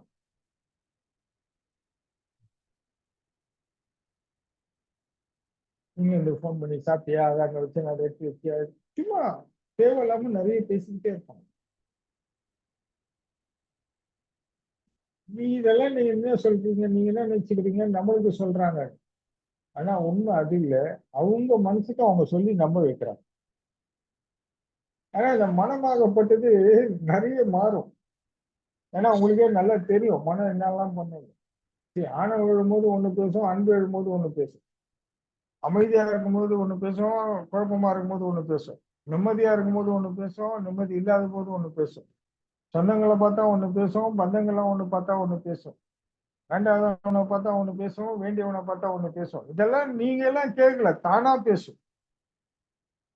அதனால இதெல்லாம் நம்புதுன்னு சொல்லி நம்ப வச்சு அந்த ஒரு கமிட்மெண்ட்குள்ள நீங்க போகணும். இல்லைன்னா மனம் வந்து இந்த சுமக்காது, துணிய ஆரம்பிச்சுச்சுன்னா, ஏன்னா எல்லாரும் உண்மையா நமக்கு ஆதரவா இருக்க மாட்டாங்க, எதிர்ப்பாங்க, சண்டை வரும், சச்சரவு வரும். அப்போ இதெல்லாம் இந்த துணிக்கிறோம், வெறுத்துரும். விரும்புவதை வெறுக்கும், வெறுத்ததை விரும்பும். இதுதான் மனதோட தன்மையா இருக்கு. இந்த விருப்பு வெறுப்புக்கு அப்பாற்பட்ட நிலை தான் மெய்நிலை. அதை நோக்கி தான் நாம பயணிக்கணும். ஸோ இந்த சம்சாரன்றது என்னன்னு சொல்லி பாத்தீங்கன்னா, உண்மையிலே உண்மையான விஷயம் என்னன்னு பாத்தீங்கன்னா, அன்பும் நம்பிக்கையும் வைக்கணும். மனிதன் பலவீனமானவன் தவறுகள் செய்வான். இது வெறும் உடல் ரீதியான சம்பந்தமாக மட்டும் இல்லாமல் உணர்வுகள் ரீதியாக, உள்ளத்தின் வாயிலாக அந்த மாதிரி ஒரு இருக்கணும். ஆனா அது நடைமுறைக்கு சாத்தியம் இல்லை. ஆனா நிறைய தடைகள் இருக்கு. ரொம்ப கஷ்டம். ஏன்னா அவங்க ஒரு திசையில இருந்து வந்திருப்பாங்க, நீங்க ஒரு திசையில இருந்து வந்திருப்பீங்க. 25 வருஷம் அவங்க ஒண்ணு பழக்க வழக்கம் வேற இருக்கும், உங்களுக்கு வேறையா இருக்கும். இதெல்லாம் ஒண்ணா சேர்ந்து குறைஞ்சது ஒரு 10 வருஷம் ஆகும். ஒருத்தர் புரிஞ்சு ஒரு பக்குவ நிலைக்கு வந்து இது நம் குடும்பம், நம் புருஷன், நம் பொண்டாட்டி, நம் பிள்ளைங்க அப்படின்ற ஒரு பக்குவ நிலை வர்றதுக்கு எனக்கு என் அனுபவத்துல பார்த்ததை சொல்றேன். குறைஞ்சது ஒரு 10 வருஷம் எடுத்துக்கிட்டு. இந்த மாதிரி எல்லாம் நிறைய விஷயம் நடக்கும்போது இந்த சம்சாரம் அப்படின்ற வாழ்க்கை என்னன்னா ஒருத்தருக்கு ஒரு துணை தேவை.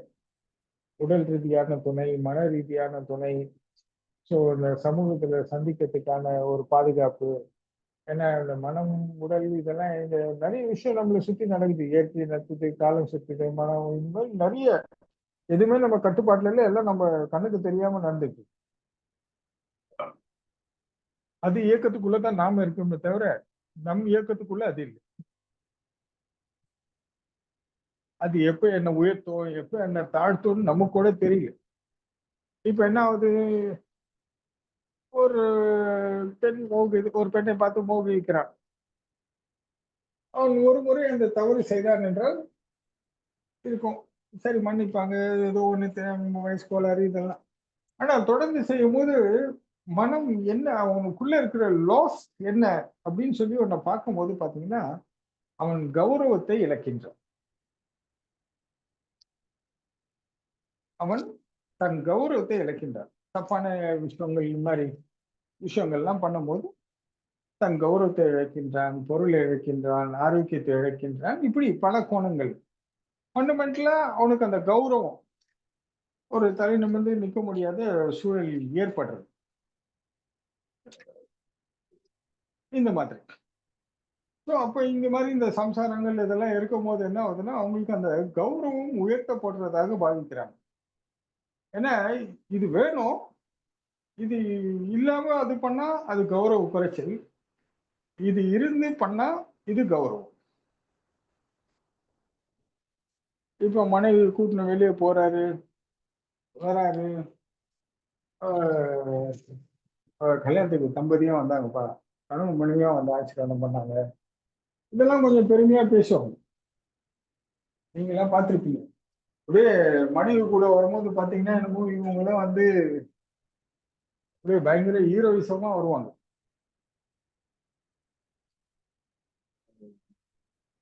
அந்த அவங்க நடை, தோரணை இதெல்லாம் ஒரு பெருமையா தன்னை மிகைப்படுத்தின மாதிரி, ஏதோ உங்களுக்கு ஒரு எனர்ஜி பூஸ்ட் ஆகி ஏதோ ஒரு கான்ஃபிடன்ஸ் லெவல் இன்க்ரீஸ் பண்ண மாதிரி அந்த மாதிரிலாம் சிலர் வருவாங்க. சில பேர் வந்து இந்த மாதிரி ஒரு நல்லது கெட்டதுக்கு மட்டும் மணி வெளியே போய் யூஸ் பண்ணவங்களுக்குள்ள சண்டை சச்சரவுலாம் வரும். அது வெறும் நம்மளை பயன்படுத்துறாங்கன்ற மாதிரி அது ஒரு கோணம். நம்ம அதை பத்தி போவோம்னா ஸோ இந்த சம்சாரன்றது எப்படி இருக்கணும்னு சொல்லி பார்த்தீங்கன்னா இந்த அன்பு பெருக்கணும், அறிவை பெருக்கணும், குறிப்பா பாதுகாப்பு கொடுக்கணும். இந்த சஞ்சலம், சபலம், காமம், குரோதம், மாயம், மோகம், மயக்கம் எதுவும் என்னை இயக்காத அளவுக்கு என் போகப் பொருளின் துடுப்பை தனித்து என் மனதில் அன்பு லைத்திருக்கும்படியாக அந்த உறவு முறை இருக்கு. அதாவது அவங்களோட அன்பு வந்து இந்த மாதிரி விஷயங்கள் இயக்காமல் அவங்களுக்கு வந்து இது ஒரு பலவீனம் இல்லாமல் பலமாக இருக்கும். ஒரு ஆண்மகனுக்கு, ஆண்மகனும் அதே மாதிரி பெண் மகளுக்கு இருக்கும். பெண்ணுக்கு வந்து அமைதியை கொடுக்கணும், சமாதானத்தை கொடுக்கணும், தன்னம்பிக்கை கொடுக்கணும், தைரியத்தை கொடுக்கணும், அவங்களுக்கு ஒழுக்க நெறி, பண்பு, அப்புறம் அறிவு வளர்த்து கொடுக்கணும். முதல்ல அவள் உடல் அவளுக்கு பலவீனன்ற ஒரு பலவீனமான விஷயம் அவளுக்கு தெரியவே கூடாது. இந்த உலகத்தை எதிர்த்து நிற்கக்கூடிய அந்த உள் உணர்வுல அவளுக்கு ஒரு நம்பிக்கையை கொடுக்கணும், நம்பணும். நீங்க குறிப்பா உங்களுக்கு தெரியாது ஒண்ணும் இல்லை வினோத், எனக்கு வாழ்க்கையின் அனுபவத்துல நிறைய பேரை பார்த்திருக்கேன். அது என்னமோ தெரியல, எல்லாருக்கும் அந்த பெண்கள் மேல் நம்பிக்கை பிறப்பதே இல்லை. நம்பிக்கையோட சந்தேகம் நிறைய பிறக்கும். யாருக்குன்னா பார்த்தாலே யாரு கூட பேசினா கூட அப்படியே சந்தேகப்படுவாங்க. அது அவங்களை எவ்வளவு பலவீனமாக்குகிறதுன்றத பத்தி அவங்க யோசிக்கிறதே இல்லை. ஆனா இவங்களோட அன்பு, பாசம்னு சொல்லி இவங்க பேசுவாங்க. ஆண்கள் அவளை சந்தேகப்படும் போதும் அவங்க இத வந்து இவங்க நான் மேல நான் ரொம்ப நேசிக்கிறேன், ரொம்ப அக்கறை வச்சுட்டேன், ரொம்ப பாசம் வச்சுருக்கேன், அதனாலதான் எனக்கு இதெல்லாம் தோன்றுன்னு இவங்களே சொல்ல பாதிக்கிறாங்க. ஆனா உண்மை அது இல்லை. உள்ள எந்த சலனமும் மனைவிக்கு ஏற்படக்கூடாது. ஒரு துறவிக்கு எப்படி ஒருத்தவங்களை பார்த்தால் எந்த சலனமற்ற நிலையில் இருக்கிறாரோ அவர்தான் துறவி. சொல்வது போல ஒரு பெண் மகளுக்கு எந்த சூழ்நிலையும், ஏன்னா இந்த உலகத்திலே நல்லது கெட்டது, நல்லவன் கெட்டவன், சந்தர்ப்பவாதி சூழ்நிலைவாதி, ஆசைக்காரன் மோசக்காரன் மோகக்காரன் காதலி வசப்படுத்துறவன் இது இருக்கத்தான் செய்வான். இதோட இணைஞ்சுதான் நம்ம வாழ்க்கையை வாழ்ந்தாகணும். எல்லாரும் ஆதாமன் ஏவல் மாதிரி காட்டுல போய் வாழ முடியும். அப்போ அவங்களுக்கு உள்ளுக்குள்ள எந்த சலனம் ஏற்படாமல் உறுதியாக நிற்கக்கூடிய ஆற்றலை ஆண்மகன் கொடுக்கும். அதை விட்டுட்டு அவங்கள பலவீனப்படுத்துற மாதிரி அவங்க மேல சந்தேகப்படுறது, ஃபாலோ பண்றது, இது பண்றது, அது பண்றதெல்லாம் பண்ணிட்டு இருந்தாங்கன்னா, ஆனா பெண்களுக்கு அது முதல்ல ஒரு காலகட்டத்துல ரசிப்பாங்க. இதெல்லாம் நம்ம மேல அவ்வளவு அன்பா இருக்காரு, பாசமா இருக்காரு புருஷன் அப்படின்னு நினைப்பாங்க. ஆனா அவன் உன் மேல இல்ல, உன் உடம்பு மேல இருக்கிறான்றது ஒரு காலத்துல தெரிஞ்சிடும். தெரிஞ்ச பிறகு ரொம்ப துயரப்படுவாங்க, வேதனைப்படுவாங்க, வெட்கப்படுவாங்க. இப்படி ஒரு துயரமான நிலை ஏற்பட்டிருக்கே, நம்மள என்ன நினைக்கிறான் புரியலையே அப்படின்னு சொல்லி வருத்தப்படுவாங்க. அதுக்கப்புறம் நிறைய விஷயங்கள் மாறும். இந்த சம்சாரம்னா ஆண்மகன் இப்படி இருக்கணும், மனைவி ஆண்மகள் ஆண்மகனுக்கு சமூகம் அவனுக்கு வந்து ஒரு கௌரவத்தை கொடுக்கணும். அவன் ரோடு நடந்து போனாலும் சரி, அவன் நின்னாலும் சரி, அவன் எந்த செயல் செய்யறானோ அது வந்து ஐயோ மனைவி இங்க இருக்காளே பலவீனமோ அப்படின்ற இல்லாமல் பலமாக அந்த இன்னர் பொசிஷன், இந்த போகப்பொருளின் துடுப்பு தான் எல்லாருக்கும் பலத்தையும் பலவீனத்தையும் காட்டுறது. இதனால்தான் இந்த மனம் பலவீனமா இருக்கு. அதனால்தான் உறவுகளை வளர்க்குது, சொந்த பந்தங்களை வளருது. இந்த இடம் ரெண்டு பேருக்கும் கான்பிடென்டா கம்யூனிகேஷன்ஸ் கரெக்டா இருந்துச்சுன்னு சொன்னா போதும், வாழ்க்கை ரொம்ப ஆனந்தமா இருக்கும், அன்பா இருக்கும். என்ன கிடைச்சதோ அதை வச்சு வாழ்வாங்க, எல்லாம் இருக்கும். ஆனா அது ஒருத்தர் இல்லைனாலும் குறைதான், ஒருத்தர் இருந்து இப்ப அவங்களால உடனே இப்ப நமக்கு நிறைய பயிற்சிகள், நல்ல சூழல்ல நம்ம வாழ்ந்து பழக்கம். நல்ல சூழல் மீன்ஸ் நம்ம இந்த கடவுளை சார்ந்து வாழ்ந்த சூழல்களை சொல்றோம். ஏன்னா இப்ப நல்ல சூழல்னா வசதி படைத்த சூழல்ல சொல்லலை, தவறா புரிஞ்சிக்கூடாது. நல்ல சூழல்னா நம்ம சுவாமி கோயில்ல இருக்கிறது, பகவான் ஆசிரமம், திருவண்ணாமலை, இமயமலைக்கு போறோம், இந்த மாதிரி சத்சங்கம் பேசுறோம், கடவுளை பத்தி 2 மணி நேரம் தொடர்ந்து பேசுறோம், நல்ல நேர்மறை விஷயங்களை மட்டுமே பேசுறோம், உண்மையை மட்டுமே பேசுறோம். இதெல்லாம் நல்ல சூழல்ல நாம இருக்கோம். அதனால நமக்கு வந்து இந்த இப்ப நான் சொன்ன விஷயங்கள் இயல்பாகவே வெளிப்படலாம்.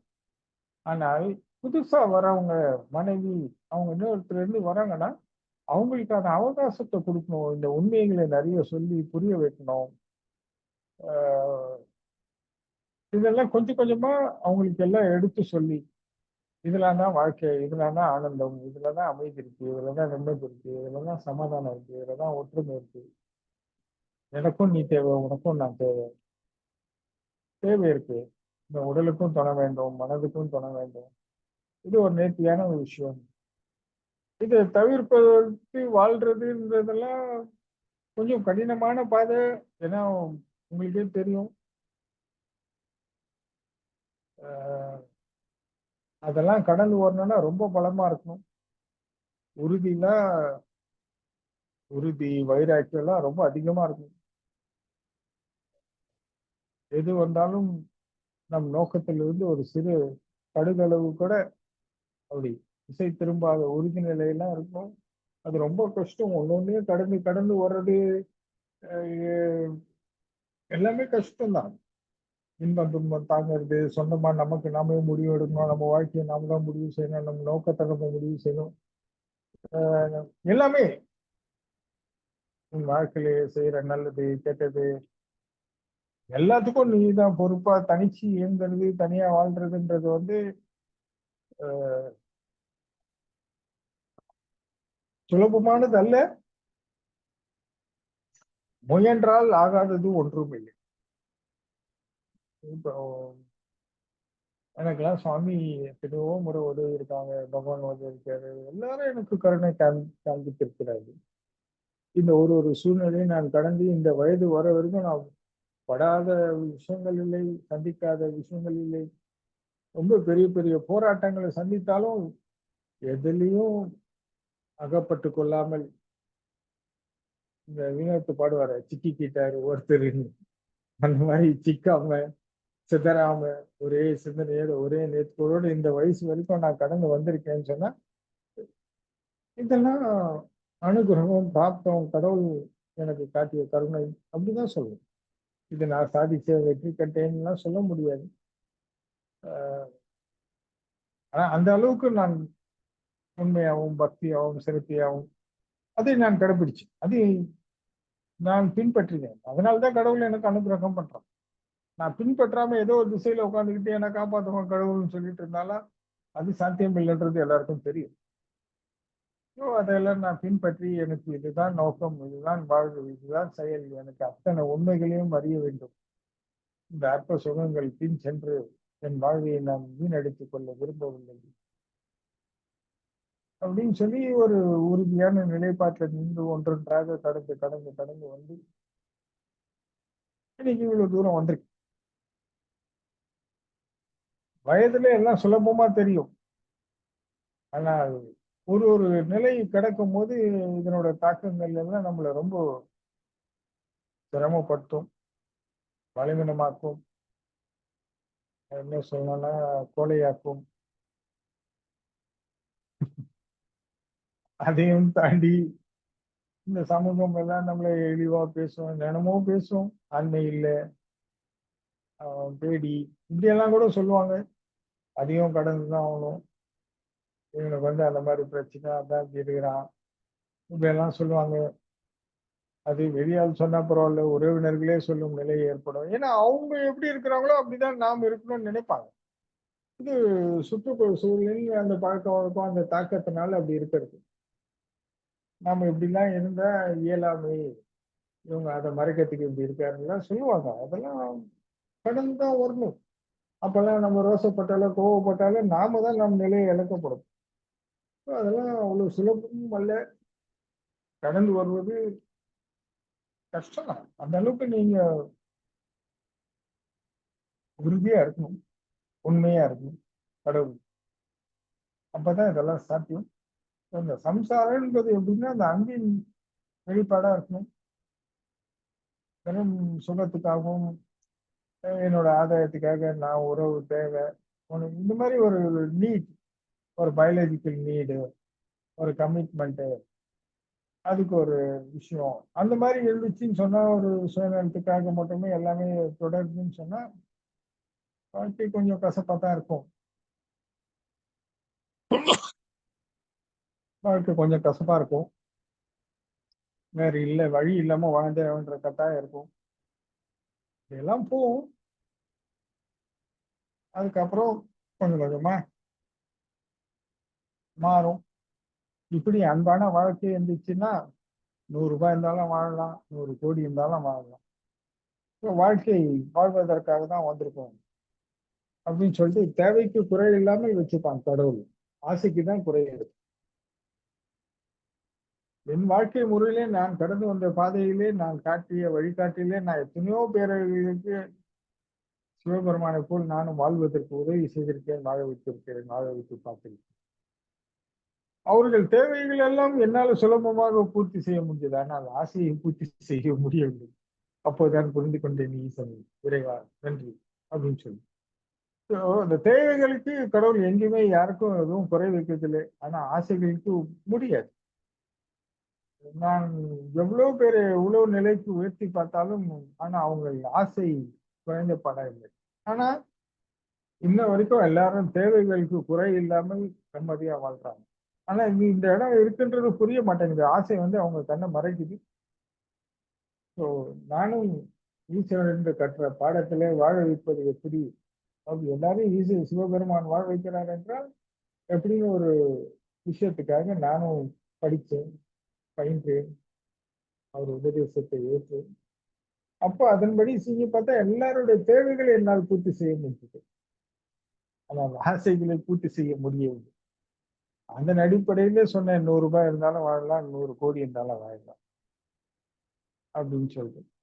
ஸோ இதுக்கெல்லாம் குறை இல்லாம வாழ்க்கை இன்பகரமாகவும் ஆனந்தமாகவும் இருக்கும். அன்பை முன்வைத்து வாழ்க்கையை நடத்தினார். இதான் சம்சாரத்தின் விளக்கம். நீங்க என்ன சொல்றீங்க? நீங்க தான் சம்சாரி, நீங்க தான் சொல்லணும்.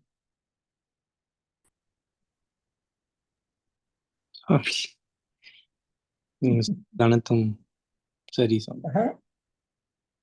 நீங்கள் சொல்வது அனைத்தும் உண்மைதானே சார்? ஆமா. ஆனா இந்த கருத்து நீங்க சொல்லணும். ஆனா என்ன சொல்ல வச்சீங்க பாத்தீங்களா? இத பத்தி விளக்கம் சொல்லணும்னா நீங்க சொல்லணுமா, நான் சொல்லணுமா? நீங்கள் அனைத்தும் அறிந்தவர் சாமி. அது வேற விஷயம். ஆனா இந்த அனுபவம் என்பது பாத்தீங்கன்னா கிடையாது இல்லையா? ஆனா இந்த அனுபவத்தை நான் எல்லாருக்கும் கொடுத்துட்டு இருக்கேன். எல்லாரும் நல்லபடியா வாழ்ந்துட்டு இருக்காங்க. கருத்து வேறுபாடு உள்ளவங்களும் ஒன்றாக சேர்ந்து ஒற்றுமையாக எல்லாம் அவங்களுக்கு புரிய வச்சு அன்பு தான் வாழ்க்கை, அன்பு நம்பிக்கை தான் உலகம், இந்த அன்பு நம்பிக்கை தான் வாழ்க்கை. ஸோ இதை அடிப்படையா கொள்ளுங்க. மற்றதெல்லாம் அழியக்கூடியது, மறையக்கூடியது. கண்ணுக்கு தெரியாத ஒரு நோய் திரும்பி வந்து அந்த உடல் காணாம போயிடும். ஸோ தேவையில்லாம இந்த உடல் மேல் பற்று வைக்காதீங்க.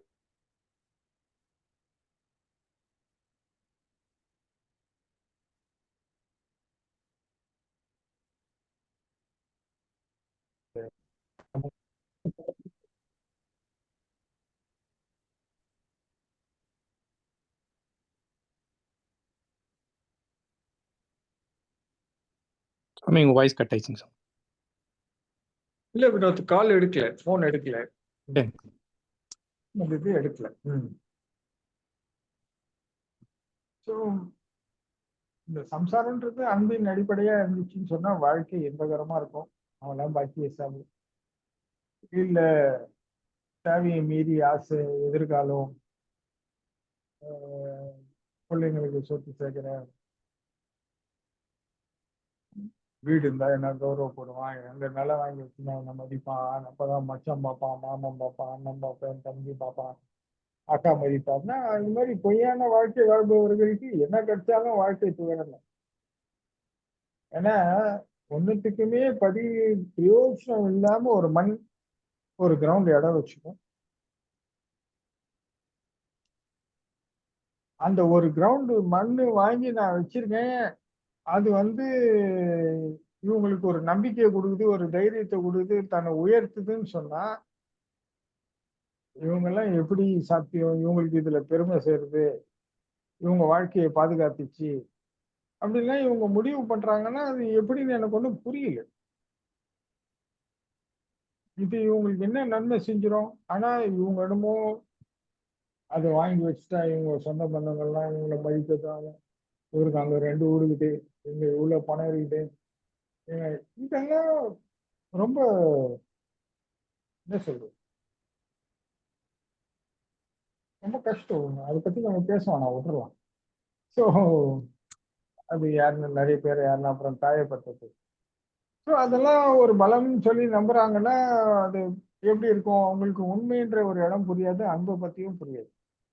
காசு பணம் தான், சொந்த பந்தம் தான், இதுதான் வாழ்க்கை, சொத்து சுகம் தான் வாழ்க்கைன்னா நம்ம பேச வேண்டிய இடத்துல இருந்து அவங்க எதிர்மறையில நிக்கிறாங்க. அங்க நம்ம போகலாம் முடியாது, அவங்க இங்க வரவும் முடியாது. ஸோ வேணா பயனாளர்களாக இப்போ இதெல்லாம் வாழ்க்கையில ஏற்றத்தாழ்வு வரும்போது அவங்க விரும்பதை அடைவதற்கும், தாழ்வு வரும்போது வாழ்வதற்கும், ஆசை ஈடேறுவதற்கும், தேவைகள் பூர்த்தி ஆவதற்கும் கடவுள்கிட்ட வரலாம். அதெல்லாம் கடவுள் கொடுப்பார், வாங்கிட்டு போயிடலாம். ஸோ இது பசு பதிக்கு பசு பதினா, பசுனா பாசம், பதினா சிவம். பந்த பாசத்துக்கு உட்பட்ட வழிபாடு பசு, பந்த பாசத்துக்கு அப்பாற்பட்ட வழிபாடு பதி. நம்ம முன்னாடி பேசலாம் பதி நிலையில இருந்து பேசுவோம், இப்ப இது பசு நிலையில இருந்து பேசுவோம். இவங்களுக்கும் கடவுள் நன்மை செய்வார், அவங்களுக்கும் கடவுள் நன்மை செய்வார். ஆனா யார் வாழ்க்கை வாழ்கிறார்கள் என்பது முக்கியம். நம்ம பதி நிலையத்துல இருந்து இதை செஞ்சா வாழ்றோம், பசு நிலத்துல இருந்து வாழ்ந்தா சுமக்கிறோம். அவ்வளவுதான். சுமந்து பாரம் எதுவும் தெரியாது, ஓடிக்கிட்டே இருப்போம், ஒரு நாள் வண்டி நிற்கும், போய்கிட்டே இருப்போம், திரும்ப அடுத்து வரும், அடுத்து போவோம், இது வரும் அது வரும். அவ்வளவுதான். அப்படியே அந்த இயற்கைக்கு வேலை செய்வாங்க, காலத்துக்கு வேலை செய்வாங்க. இயற்கையும் காலமும் தன் பணியை முடிச்சிச்சுன்னா அவங்கள தூக்கிடும். அவ்வளவுதான், முடிஞ்சிச்சு.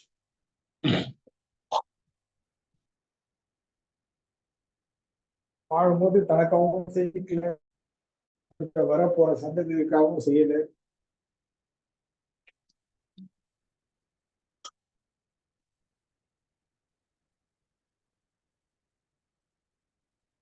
இல்லையா? எல்லாரும் பணம் காசு சேர்த்து வைக்கணும்னு செஞ்சேன்னா அந்த பணம் காசு நீ 10 கோடி 100 கோடி சேர்த்து வச்சா அடுத்த தலைமுறை அதை வச்சு வாழணும்ல. அதுக்கு தேவையான அடிப்படையை நீ சேர்த்து வச்சுதான் ஆகும். இதை சேர்த்து வச்சு அடுத்த வரவன் காப்பாற்றணும்ல, அதை வச்சு அவன் வாழணும்ல. அதுவே அவனோட நலனுக்கு பாதிப்பா, அதுவே அவனுக்கு எதிர்ப்பாகி நிறைய விஷயங்கள் இருக்குல்ல.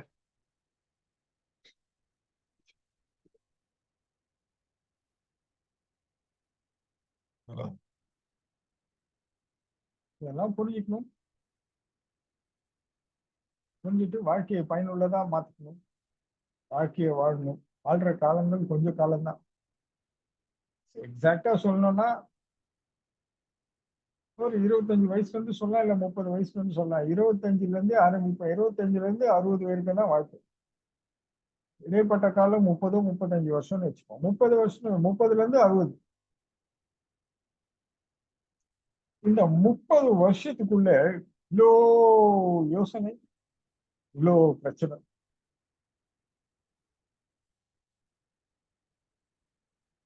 என்ன பண்றது?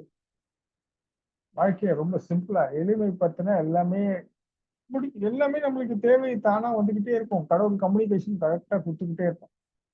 நீ அங்கத்தோட, நீ அவனத்தோட, நீ இவனத்தோட, நீ இவனத்தோட, நீ அவனத்தோட, அவனத்தோட உண்டு கூத்தாச்சு, அவனுக்கு குத்தாச்சு, இவனுக்கு வாங்கியாச்சு, இவன் தெரிஞ்சிச்சு, இவன் வளர்ந்துச்சு. சைக்கிளிங் கரெக்டா போயிட்டு இருக்கு. இந்த கனெக்ஷன்ஸ் கரெக்டா பண்றான் கடவுள். ஆனா இந்த ஆசை, அப்புறம் பேராசை, சுயநலம் வந்து தான் புத்திசாலிட்ட நடுவுல நுழைக்கும் போது கடவுள் இந்த கம்யூனிகேஷனை விட்டு விலகி போக வேண்டிய சூழ்நிலைக்கு வரும்போது அவங்கவுங்க சொந்த முயற்சி, அவங்கவுங்க இது அப்படின்லாம் போகப்படும் போது நிறைய விஷயங்களை சந்திக்க வேண்டியது. இப்ப என்ன சொல்றது, ஒரு பெரிய பெரிய பிசினஸ் மேன்ஸ் எல்லாம் ஸ்டேட்மெண்ட் எல்லாம் end of the day last judgement டேன்ற மாதிரி லாஸ்ட் டேல அவங்க மரண வாக்குமூலம் மாதிரி ஒரு மரண அறிவுரைகளோ தன் வாழ்க்கையின் அனுபவத்தை சொல்லும் போது என்ன சொல்றாங்க? நான் பிசினஸ்ல ஜெயிச்சேன், வாழ்க்கையில தோத்துறேன்னு சொல்றேன். நான் வாழல, பணம் ஓடிட்டேன், எனக்கு என் பணம் எல்லாம் எதுவுமே பயன்படலன்னு ஒருத்தரும் கடைசி காலகட்டத்துல ஏதாவது ஒரு உலகத்துக்கு சொல்லிட்டு தான் போறாங்க. ஆனா யார் கேட்கறா? இந்த மனம் ஒத்துக்காது. ஏன்னா அந்த உண்மைக்கு நீ எவ்வளவு தூரம் இந்த உண்மையை நீ உன் மனம் ஒத்துக்க வச்சு இந்த அறிவை கொண்டு பண்ணணும். இந்த உண்மை ஒண்ணுக்குதான் அந்த மனம் அடங்கும். நீ வேற எது கொடுத்தாலும் அது நீ நான் சும்மா வேலை செய்யும் பயங்கரமா. இந்த உண்மையை ஒத்துக்க ஆரம்பிச்சுன்னு சொன்னா மனம் அடங்க ஆரம்பிச்சிருக்கு.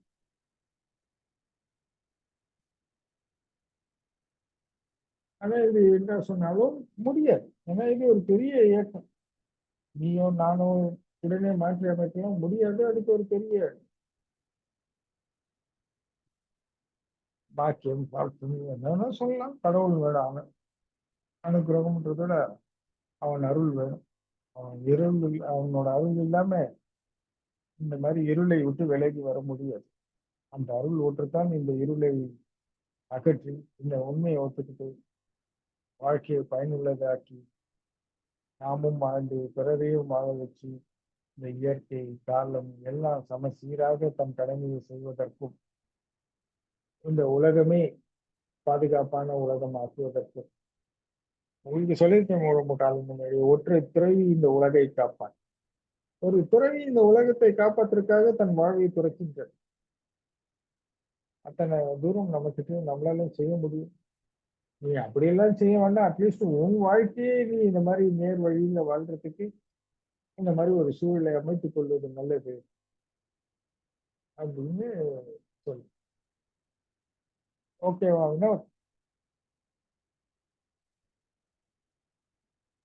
ஓகே சாமி. Okay okay. அப்புறம் வேற ஏதாவது இருக்கா? இல்லைங்க சாமி, நம்மளும் நேரத்தை நெருங்கிட்டோம் சாமி. அப்படியா? சரி, அப்ப நிறைவு செய்யலாமா? நிறைவு செய்யலாம் சாமி. ஓகே. அன்பர்கள் அனைவருக்கும் நன்றி, வாழ்த்துக்கள்.